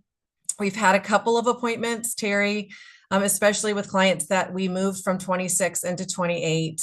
There was concern about, is this going to stay on time? And we're assuring them that, yes, the convention center is going to be on time. The contract is signing this month. So it's great messaging that we can send out here at IMEX. Another initiative that took place this morning is an MOU that we signed with Singapore with key messaging that really HVCB and Singapore Tourism Board are joining forces in a 3-year alliance that positions Hawaii and Singapore as the premier gateway duo for associations expanding their international footprint for their locations, for their meetings. And this is a relationship that started about 4 years ago, and it's just exciting to put it in writing. We had a big celebration. We had protocol beforehand, and Aaron and the CEO of Singapore Tourism Board did a signing this morning. So great press around that. Another exciting initiative is a luau Hawaii that we started for the first time ever this Sunday, which really kicked off our IMEX. We engaged the local Hawaiian community, which is very significant in Las Vegas. We've been trying to see or understand how we could really enhance our booth without the funding that we've had. So it's Aaron's vision to pull this together We brought in the community for the Las Vegas Hawaiian community, entertainment, the botanicals and the floral for both the luau and the booth have all been done by the Hawaiian community. It was so well received. We had probably 70 partners and clients, and we're looking to build upon this next year and really make it bigger.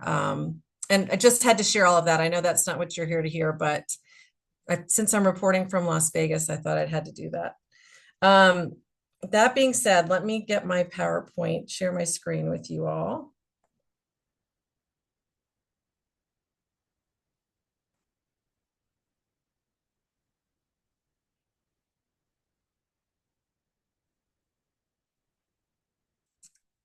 Oh, wait a minute. Forgive me.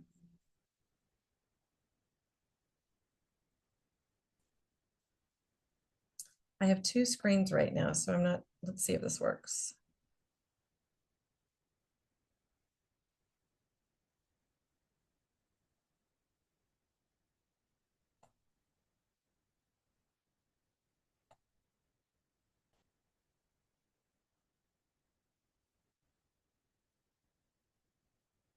I'm sorry, you guys. This was working earlier and now I'm having a hard time on my.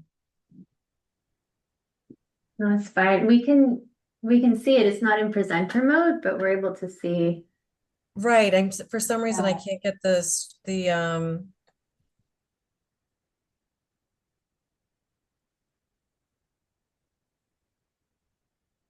oh my gosh. I know that we're running behind schedule, so I hate to delay us anymore. We still can see. Yeah, Lynn, we're able to see it. I know You can see my screen. Can you see it? Can you see the presentation now? Yeah, it's still not in presenter mode, but we can still Yep. see everything if you're fine with it there. Now let's do this.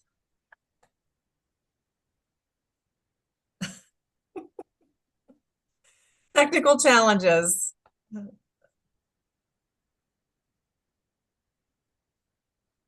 One second.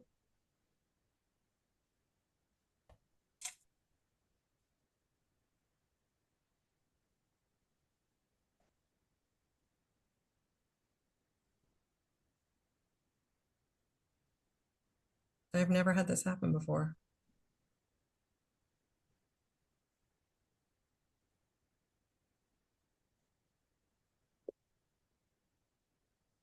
Oh.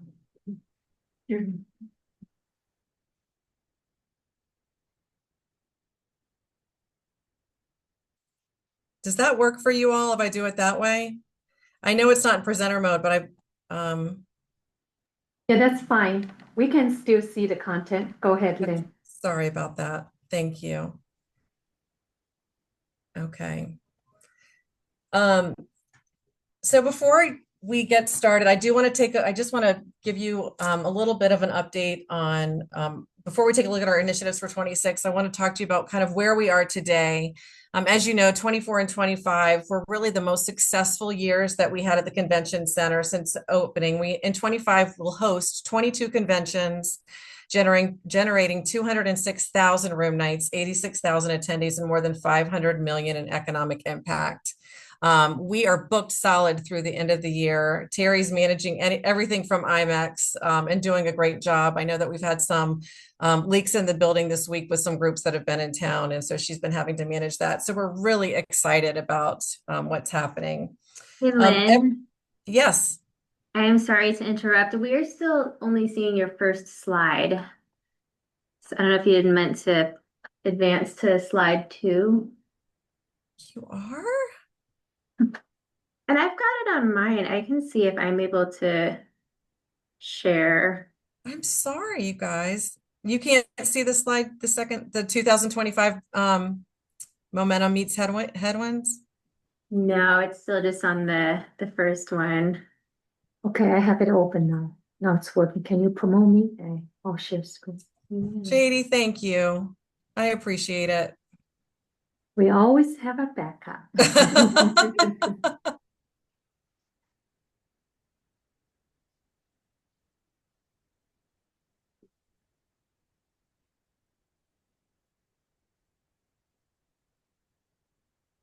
Well, while you're getting that up, I'll continue on.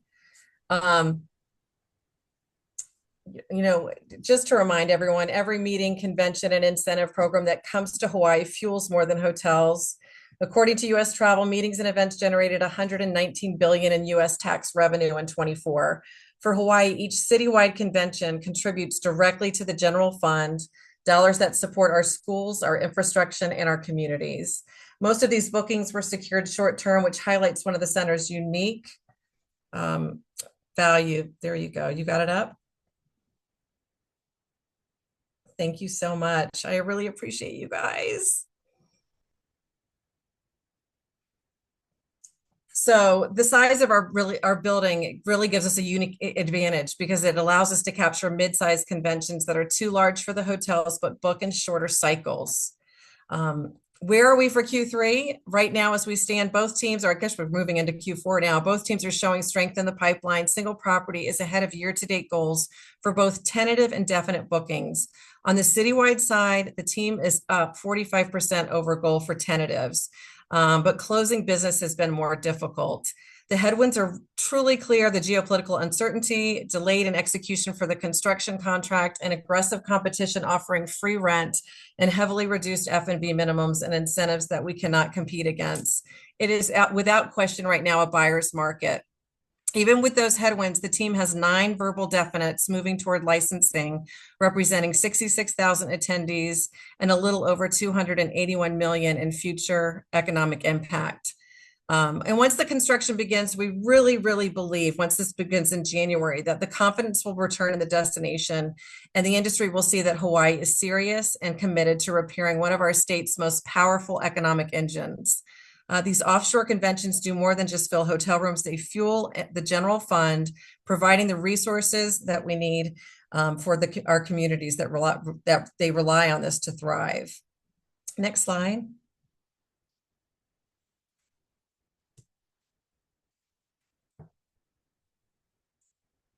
Oh, and I might not be seeing it. No, now it's not working on our side. It's something to do with Las Vegas. Oh my goodness. I don't know if on mine we can try the third one. Then okay. Oh, you guys. You know what? I can just.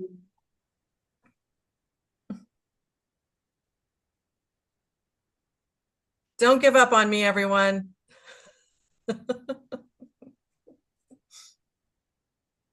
Thank you, Christina. We'll see. Don't thank me yet. I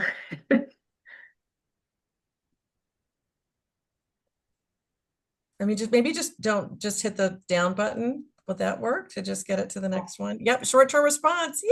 Yay!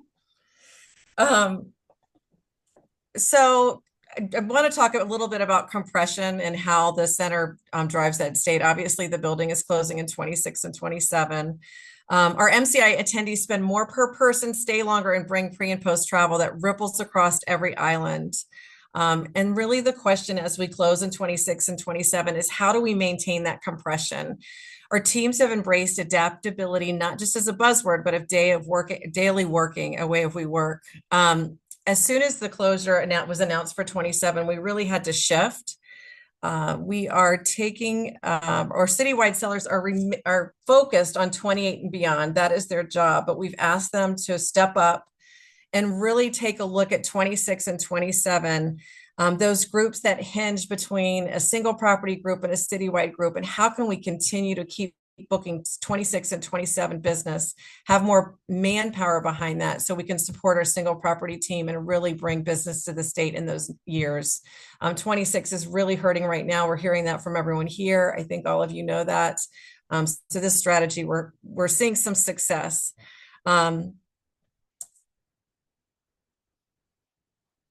Okay, next slide.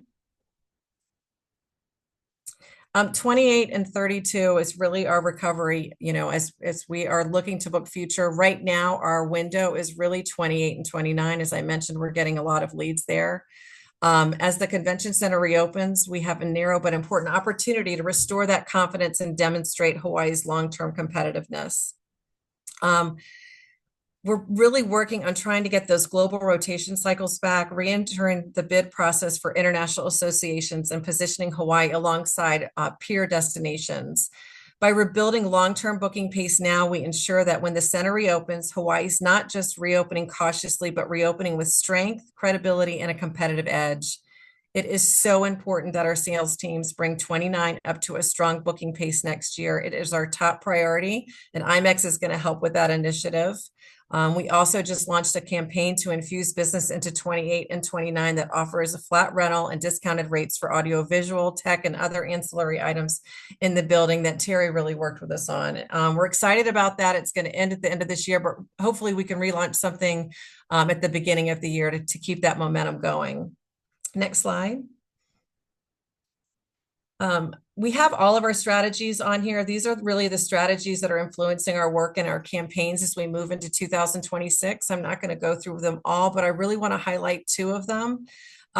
Expanding our single property incentive business. That's really important. It's a high value market. We always want to have our eye on that, but it's an opportunity for growth.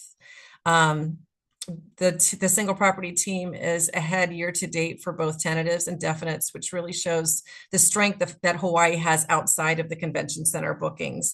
Incentive meetings, as I said, are high value, high spend. We're going to really target verticals with growth potential, corporate incentives, STEM, biosciences, and sports. Level up our communication with our third-party planners and intermediaries, and really focus on need periods guided by Sightline and Simple View analytics. As you guys know, MCI business really helps to fill our shoulder season. So it's a great opportunity to focus on that with our single property team. Second is really making sure that we keep a strong presence globally. With the geopolitical situation right now, someone might think that that's not a good time to do that. We just had an Asia Oceania sales mission this past spring. And as we went into that, I thought, oh my gosh, we planned this a year out when everything was going really well. And now here we are. We really received a lot of RFPs and a lot of good feedback from that. And it really shows that we need to maintain and keep our messaging there. And we've actually are making our KPIs stronger in the global market space. So we look forward to seeing those metrics as we move into 2026. Next slide. As we look ahead, we know KPIs must evolve. Room nights is always going to matter, along with economic impact and attendance.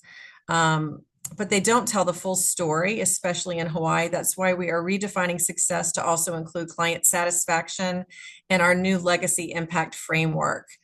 On client satisfaction, every group, whether a citywide at the convention center during non-construction hours or a single property meeting on any of the islands, will now receive a post-event survey. Our client services team will lead this effort in partnership with HCC's event management team, ensuring we evaluate the entire process from the point of sale all the way through on-site delivery. It'll show us where Hawaii is excelling compared to our competitors and where we need to adapt. From there, we'll collaborate with all of you, celebrating the high scores and learning from the lower ones.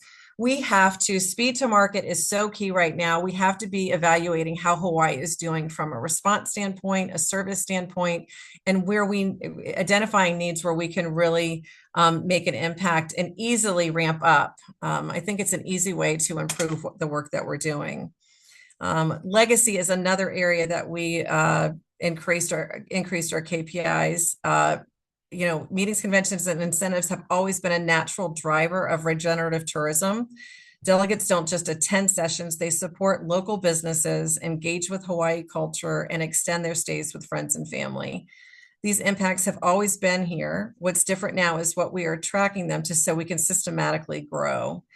By measuring both satisfaction and legacy, we are proving that Hawaii's MCI sector is not just delivering economic results, but also contributing to the workforce, to education, to culture, and to the long-term health of our communities, which is what makes meetings in Hawaii meaningful.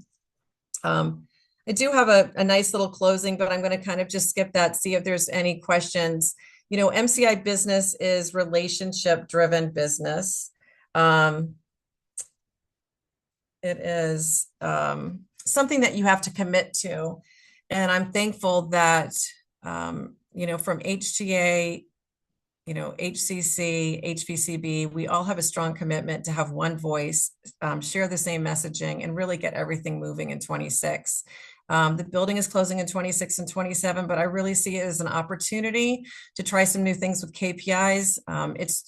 It's made our team stronger.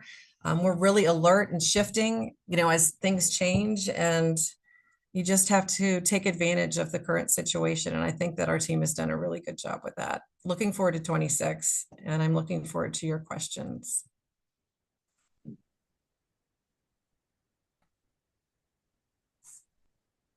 Hey, committee, any questions and comments? Hi, it's Terry Fisher. I have a question, and I was just in listening to your presentation. It seems that there's a lot of focus on the convention center, and I know that it kind of I kind of got the sense of it that it may be potentially stifling some of the business coming to the islands. But just curious, because my business is very, very connected to this segment, being that we're in motor coach transportation, and we do so much work with Sure. the convention market. But how is it with a lot of the other, like the neighbor islands, when you, like Maui is such a big convention incentive destination, and same with Kauai. So I was, and also Kona. I mean, we seem to always rotate through there. So I was just curious beyond that, given that there is this convention center renovation is underway, but I think, just curious of the opportunity and what you're hearing at IMAX with regards to, the other options that are available. No, absolutely. And, the presentation does lean heavily on the center business just because there's a deficit in that in 26 and 27. And I want to make sure that everyone knows that we have strategies behind that to support all islands and try to create that compression that we are losing. I can tell you that we just, incentive business is strong. At IMEX, we are getting lots of volume. Our single property team is thriving. And when we go to the other islands and do presentations, I was just on the island of Hawaii a couple of weeks ago. We meet and specifically talk to strategies for each island. When we talk about compression, we talk about how can we build that for the island and create mini wides on that island space. So we highlight the convention center because what we're seeing right now, without the convention center business coming in, all of the islands are hurting because we are missing that compression that would usually drive them to other islands if they didn't have that availability there. So we want to make sure that we clearly communicate that, but we want to have strategies for each island. And I believe we're strengthening our client services around single property. We are really going to be leveling up that team during this closure. And I think it's going to really set us up for strong success when the building opens in 28 and we have a really strong program for single property. We're just going to get better and better at what we do. And did that answer your question? Yeah, no, absolutely. Absolutely. I mean, I know, and I feel it through our business that there's still, I think about over the years, the number of the big conventions that we have at the convention center. And it seems to be, for us, we're involved with that, but I feel like there's a lot more activity on Maui and Kona and those islands with the big conferences that we see, and they're repeat year after year after year. And I think there's a great opportunity there. I really do. Absolutely. The unique selling point that Hawaii has is that we can actually create rotations within the state, within each island, because each island is so unique. So some groups that have a meeting on the island of Hawaii can then go to Maui the next year and then go to Oahu. And Kauai has a couple of larger properties too that can be included in that rotation. So that's something that's very unique to our islands as well. Great. Well, thank you. I mean, your presentation really perked me up because this is something that's very near and dear to myself. So I was very interested to hear what you presented. Absolutely. And feel free to reach out to me offline if you have any other questions or interest in what we're doing. No, for sure. Yep. Mahalo. What is it? Sorry, Chair Goss. Is it okay if I just offer a sidebar to Mr. Fisher's question? I think part and parcel, it's not a direct response to your inquiry, but part and parcel of the success of this work really is dependent on this convention center getting done on time. And what we've seen is that citywides will divide large groups, and pieces of these groups will go to separate islands to do givebacks in community, to visit, etc. And so what we're seeing is I think we're really quite nervous about just in terms of inquiries we're getting from partners and from the industry. We're really quite nervous about the convention center getting done on time. The key to maintenance of the success and sort of trust from the industry is dependent on our being able to do that. And so whatever we can do to support HTA, to support the convention center, to support all the powers that be, to just infuse some really positive energy to doing this is really key for us to maintain this sector. So mahalo nui for that. Yeah, no, absolutely. And, message received, and we'll certainly, any of us that have any sort of influence whatsoever to advocate, I think it's certainly a benefit to everybody. Appreciate that. Thank you very much. Lynn and Aaron, thank you so much, because I know it was a busy day at IMEX, which is great that you folks are there. I can't wait for my partners to come back and share what our to-dos are now to continue with building on the business there. Just curious, I know in our prior budget meetings before, there was a big request in regards to improving the booth too, specifically for IMEX and everything. So not a question now, but later on, still want to follow up on what is it we need to do to help you with that and better prepare, because I heard the last time that the other destinations bring it hard for their booths, and so we really need to come to compete. So yeah, thank you for that, Chair Agas. I know that's in the minutes now, so we will follow.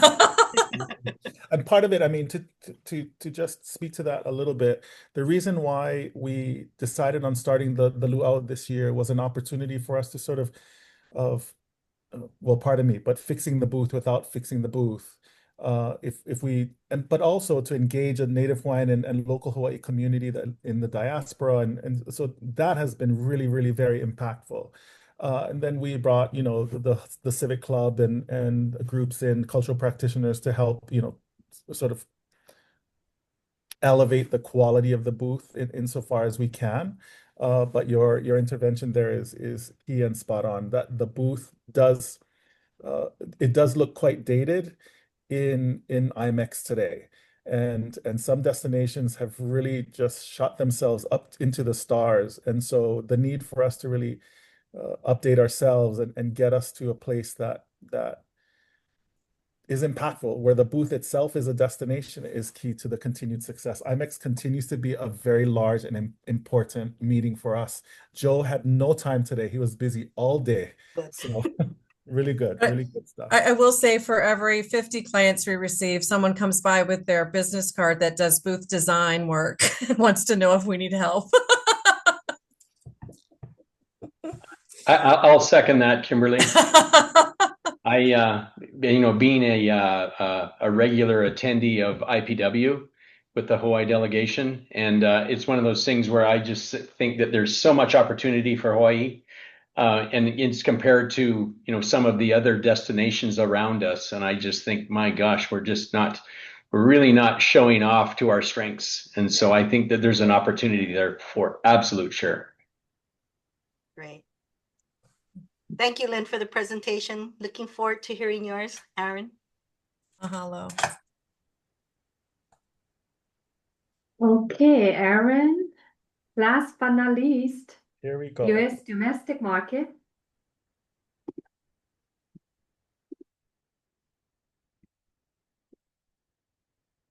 Thanks. I hope you don't mind. I'm going to share this way so that I can switch to the other slide that I didn't incorporate into our presentation proper. So for JD and Christina, this was part of the sort of stratification and filtering of the Hawaii target traveler that we just provided to you. I just wanted to get that in front of the committee. Thank you, Chair Goss and members of the committee. This presentation first sets the stage with our current market situation in the U.S. market. further setting the foundation for the way that HVCB, under the auspices of HTUSA in this case, contemplates our work. I take into consideration the state's regenerative tourism mandate and the framework the state expects that tourism policy should shape.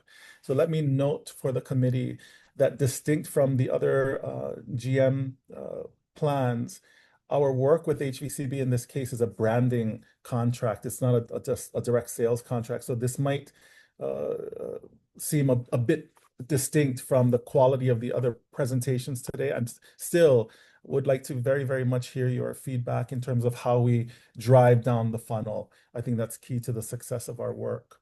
And so living inside of this tourism policy under the regenerative tourism mandate, what HVCB calls the process of us trying to work through how the mandate realizes itself on the ground are derivations and domains of regenerative tourism, as we call them.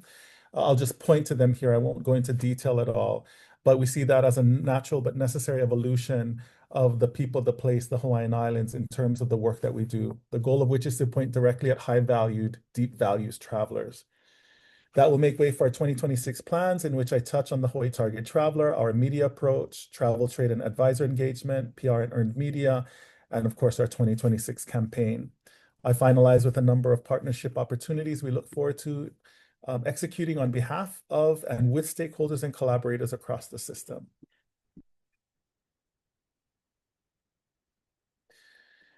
So taking DBID and state data, HVCB then interprets that data as relevant to our particular market under this contract. As you all know well, Jeffrey, a slinger from our team, works hand in hand with Jen Chun on a regular basis, daily sometimes. These next few slides then are interpretations of the real indicators we use to make decisions, guide our partners, and to shape our campaigns. Year to date, through July of this year, this market saw growth in visitation at 110% of 2019 numbers and 77% of overall visitation to Hawaii, an increase of 17% from 2019. So I do want to note, I did not say this in tourism conference, but from our perspective, 2019 is a rather dangerous benchmark for us to use. I use it here only because it's become sort of the natural benchmark. I do encourage HTA to rethink, though this is not a mandate from HTA, I do encourage the board to think about how the GMTs should be articulating our benchmarks according to, if it's year to year or year over year, I should say, or if there's a benchmark in history that we should be pointing to. What this does tell us, however, is that the US market remains the primary engine behind Hawaii's ongoing tourism recovery. US visitor spending is at record height, with total spending up 45% over 2019, with per person per day spend up 37%. This marks a significant increase in economic impact for the state. US arrivals have increased 8.5% from pre-pandemic levels and are up 2.2% for July year to date. Daily census is up 5.6%, particularly driven by growth in the US region. So for all intents and purposes, through July, the US market is up. One of the challenges we have is that the US market doesn't spend the way Canada spends, and they don't spend the way Japan spends. And so really trying to think through how we manage the gap is really key. And that points to some headwinds, obviously, that we are now seeing.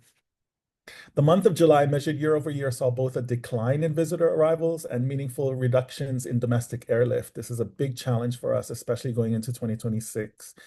Reasons for this are multifold.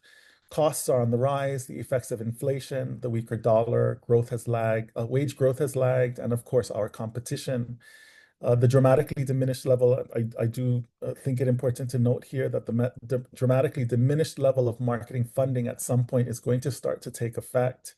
Now, Hawaii as an aspirational destination means that sun, sand, and surf, our sort of traditional brand, are enough to help get people on planes. Because the marketing funding has diminished dramatically, now we're fighting head to head with destinations, Mexico, Aruba, Costa Rica, et cetera. And so what drives consumer demand, consumer decision making really is cost.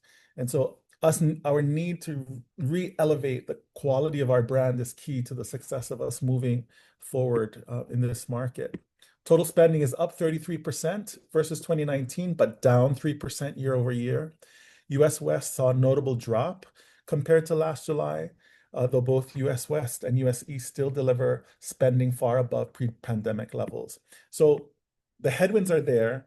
We're starting to see some, pardon me, but chaos in the ecosystem. We want to try to level out that chaos so that people are making sound judgments and sound decisions.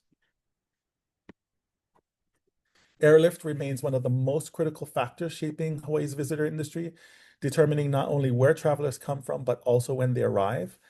For now, domestic lift is essentially flat compared to last year. However, by the first half of 26, we expect a modest rebound with overall seat capacity climbing just over 5%. These shifts in air access have real implications for trip timing and visitor origination, which is why we monitor them so closely. Hawaiian Airlines, for example, will suspend its long-haul service to Boston this November, as you all know, but redeploy those aircraft to strengthen high-demand domestic routes. LAX to Honolulu will add an extra daily flight during peak holiday and spring windows, while Honolulu to Seattle expands to 4 daily wide-body flights, adding critical capacity from 2 of our largest gateways. American Airlines is restoring nonstop service from Chicago to Honolulu and from Dallas to Kona, making Hawaii more accessible to travelers from the Midwest and Texas. Delta is adding Salt Lake City to Kona during the winter, and Southwest continues to optimize its red-eye departures from the islands, opening up more overnight connections for East Coast visitors.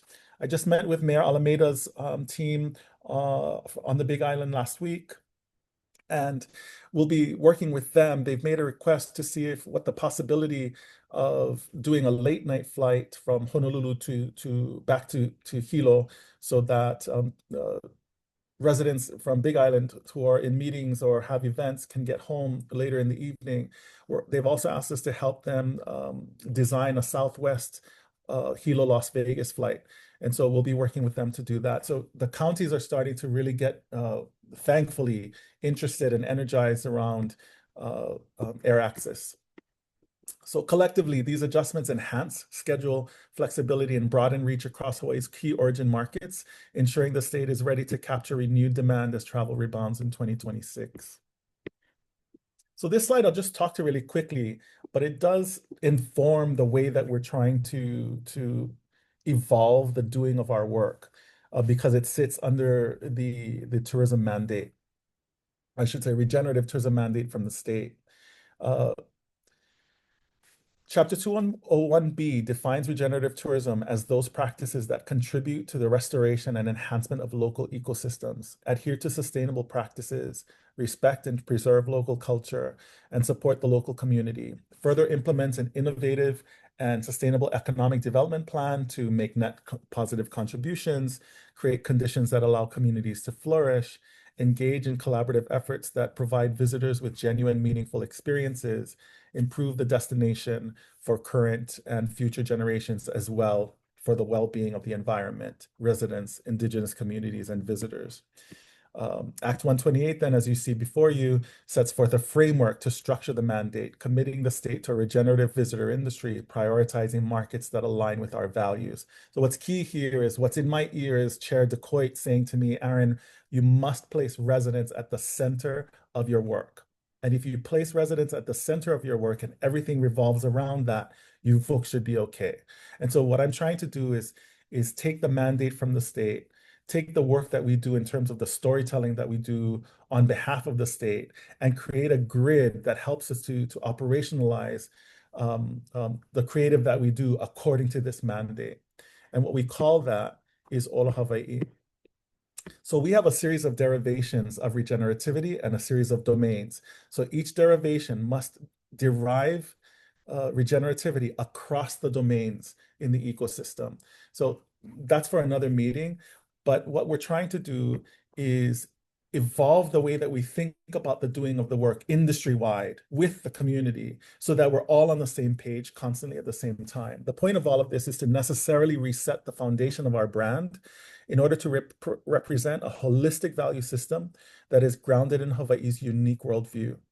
these derivations and domains and the entire ecosystem of essentially the marketing of the marketing that we do. That is the message of the marketing, how we create the marketing, how we do create the creative, and then how that message of the creative gets articulated out in community, gets articulated out in industry. How we create that from a collective impact is key for our success.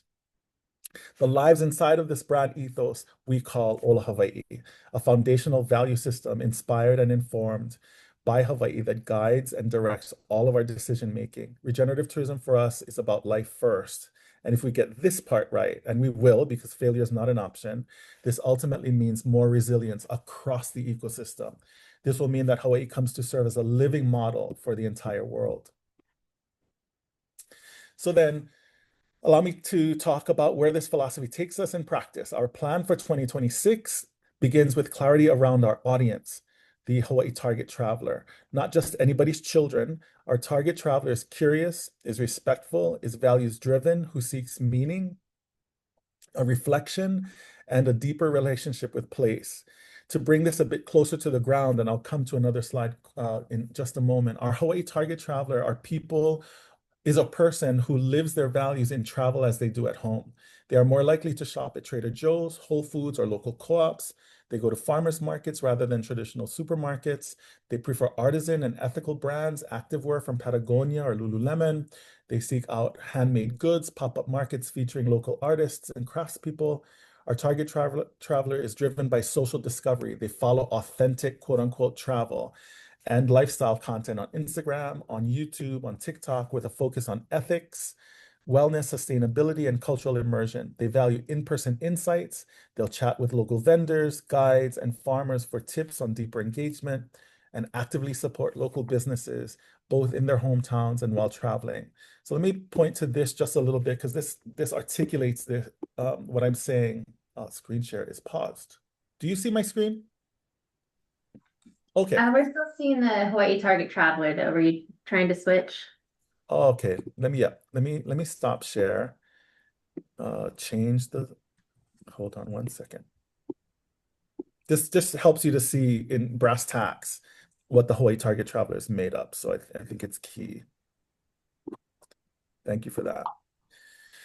So our audience framework, the definition of a high spending visitor narrows through successive qualifiers. So in the US, we start with an adult demographic that is age 25 to 54. There's about 256 million of these persons in the US. Household income is 150,000 or larger. So of this 256, this breaks us down to 61.75. The long distance traveler is someone who has taken an international trip by air in the last 3 years, or domestic trip by air in the last 12 months. That takes that 61 down to 22. And then we do a few values-based filters. Travelers demonstrating participation in activities on vacation, have attitudes and motivations aligned with Hawaii's vision, including being values-driven, respectful of culture and environment, seeking meaningful, intentional experiences. That takes 22 down to 14. And within that 14, we have a Hawaii target traveler, a core audience most likely to travel responsibly, respect culture and community, and support Hawaii's economic and regenerative goals. So there is some language that asks how HVCB or how HTA ultimately is going to drive the high spend traveler. Now, for us, we do not articulate the Hawaii target traveler as a high spend traveler. However, by default, the Hawaii target traveler does make an affluent income as sort of given to us by MMGY and the other, data-driven science that we use to make decisions about the work that we do. What's really important for us is that the messaging of that is not in affluence or not in high spend, but in the Hawaii target traveler, because the Hawaii target traveler is a more refined, curated version of that has gone through several of these markers. So I'll come back to the presentation now. Hold on one second.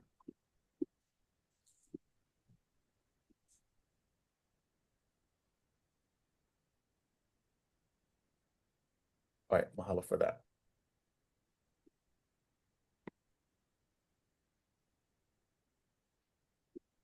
If these travelers are if the travelers are, if these are the travelers that we want, then we have to meet them where they are. This is something that Kara Imai from our managing director of our marketing team always tells me. So traditional advertising, yes, still does have its place, but discovery now happens on social media, as we all know, through creators, through word of mouth, and increasingly through AI-driven platforms. Our media mix reflects that shift and reinforces Hawaii's value through advanced TV and video, shows up in social at the point of discovery, and owns the moment of decision-making and search. It is precise, it is data-driven, and it is designed for travelers who are looking for more than the cheapest ticket. Whereas paid media is one side of the coin, earned media stands on the integrity of our brand and builds the credibility that no ad can buy.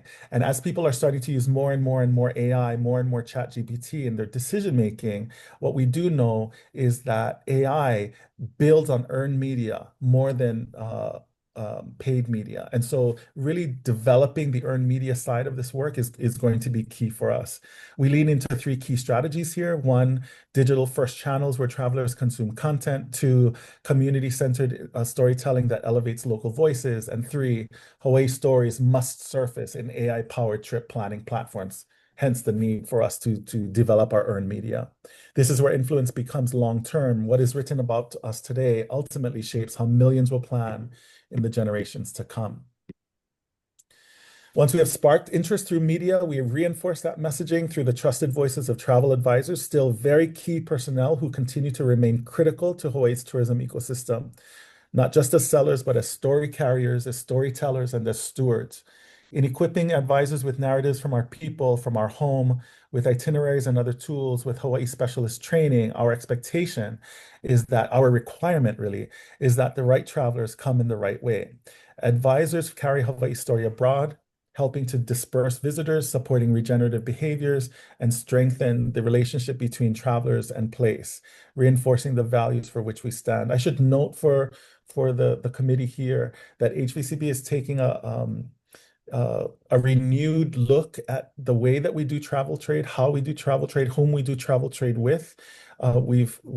We're starting to evolve our destination education, our whole destination education pillar that will happen in 2026. So really starting to refine how we're educating, whom we're educating. Therefore, regenerative tourism for us, very simply put, is about importing good people and exporting better humans as a result of their experience in and with our home. And so to be absolutely forward then and to stake a claim for the power that Hawaii has over the world, we are calling our 2026 campaign, Hawaii Stays With You. Through the eyes of visitors, guided by the people of this place, from the very heart and soul of our Hawaii, this campaign reveals the moments that matter most.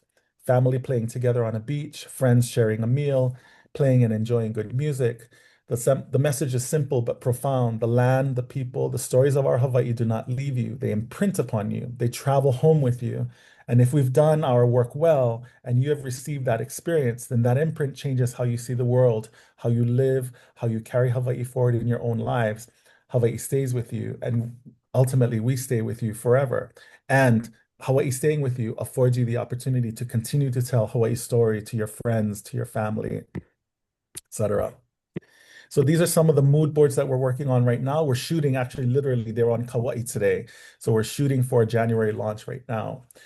These mood boards are an effort to express how the campaign comes to life. The creative is cinematic but intimate. It is energetic but profound. Visually, our intent is not just to show Hawaii's beauty. It is to show connection, sharing a meal, learning to rap laulau, listening to mo'olelo, travelers engaging with us as we would engage with each other. And so this work, as I said, is being done now. I'll also note for this committee that very, very recently, we are trying to design an opportunity to engage the film industry in the campaign for next year, just in an effort for HVCB to figure out how we're supporting the efforts of quote unquote film industry tourism. So I just share that with this committee now. As we get closer to the ground on it, I'll come back to HTA and make sure that HTA is well aware of the work that we're doing. Of course, none of this ever happens in isolation. The strength of our global brand and our reach into the world is amplified, is multiplied through partnership from co-branded campaigns with Lululemon, with Hawaiian Host, with Marriott's Riot Media, to travel trade activations, PR, and island chapter initiatives. There are countless ways to engage. Every single partner, large and small, enterprise and individual, has a role to play in carrying our Ola Hawaii ethos into the world. As I did in conference, I did want to acknowledge HVCB's partnership with Hawaii Tourism Japan and Hawaii News Now earlier this year during Hawaiian Language Month. Our partnership with Hawaii Tourism Oceania. Really kudos to Darren, the work that he's been doing with Sea Cleaners. And so we look forward to continuing to do that work supporting that work with Dara. And then partnering with Colin and Sue and Outrigger and Cirque du Soleil in December this year in Montreal. So really looking forward to continued work as a collaborative team of GMTs to set the highest standard and execute together on behalf of our home under a global brand we know will resonate with the world. And with that, I will close and mahalo nui a oko pakahi. Aloha. Thank you, Aaron. Committee, do we have any comments, questions? Wow, lots to talk about. Yes. I love the campaign, Ola Hawaii. So I heard you saying you're shooting some of the boards now. We're going to get ready to share these campaigns in January. Have we done any stakeholders kind of feedback yet and trying to see what their comments have been? Yes. So we go through quite the process. And actually 2026, we're revamping the whole process so that we can start earlier. But we do go through quite the process with the team. The marketing, our marketing advisory committee of HVCB is inclusive of stakeholders from across the ecosystem. We have cultural practitioners, we have small business, large business, we have community, we have hoteliers there, and the marketing advisory committee has given their 100% endorsement. I'll note, so aside from that, we also do some selective, engagement. There is some reticence around the messaging because we are soft. And so then, the desire for us to on one hand drive a message that is more come and have fun, so there's that piece of it, more sun, more sand, more beaches, that kind of messaging that I'm not sure how yet to integrate because it's still true. Absolutely. We want people to come and have a good time. Sitting that inside of the regenerative tourism framework and the evolution of the brand is something we need to think through, because ultimately sand by itself is not going to sell Hawaii anymore, right? So it's really marrying the power of the sand with the power of the mo'olelo in order to make sure that it's a holistic experience. So we're working on that, Chair. Thank you. I totally agree with you. I mean, being that I also work for a company that's mostly an entertainment company, right? It is about telling the story, right? But we've all got to be 100% together behind the messaging, right? Right. And so I think it's important that we continue to discuss this even broader then, right? To make sure we're all on the same page, headed in the right direction. But great presentation. Thank you so much. Thank you, Chair. Thank you. Member Lazaro or any other members, any questions, comments? I don't have any questions, but I really love your take on regenerative tourism, because I think a lot of people misinterpret those words, or they try to figure out how to make it sound politically correct or correct for them. I like the slogan or the campaign, Hawaii stays with you.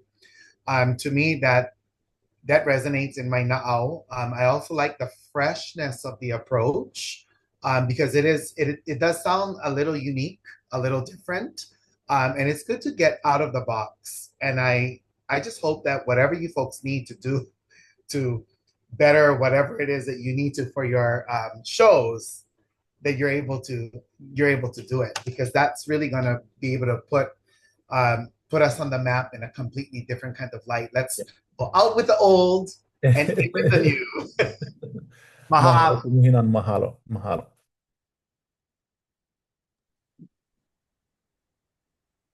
Good. Anyone else? No? We're good. Okay. Thank you, Aaron. Thank you very Mahalo, much. everyone. Aloha nui kako. Aloha. Chair, this concludes our global marketing plans presentations. Over to you. Oh, Chair Goss, you are muted. Sorry, e kalamai. I don't know if there's any other further discussion from the committee members, if we needed to meet and go into enter into an executive session. If not, I know it's been a long day, so I'm good with if we're okay to adjourn the meeting. If there's any other questions or anyone wants to go into any executive session. Okay, I think JD, we're good to adjourn for the day, but thank you everyone for the presentations. Very, very great. It was really good to hear those today. As we start our new committee for branding, we want to be there to make sure we are here to support and continue to partner with you and work closely with all of you if we can. And so I give it back to you, JD, to close out.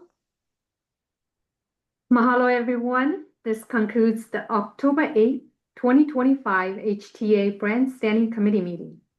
Mahalo for joining us. Ahui ho. Aloha. Aloha. Aloha. Aloha.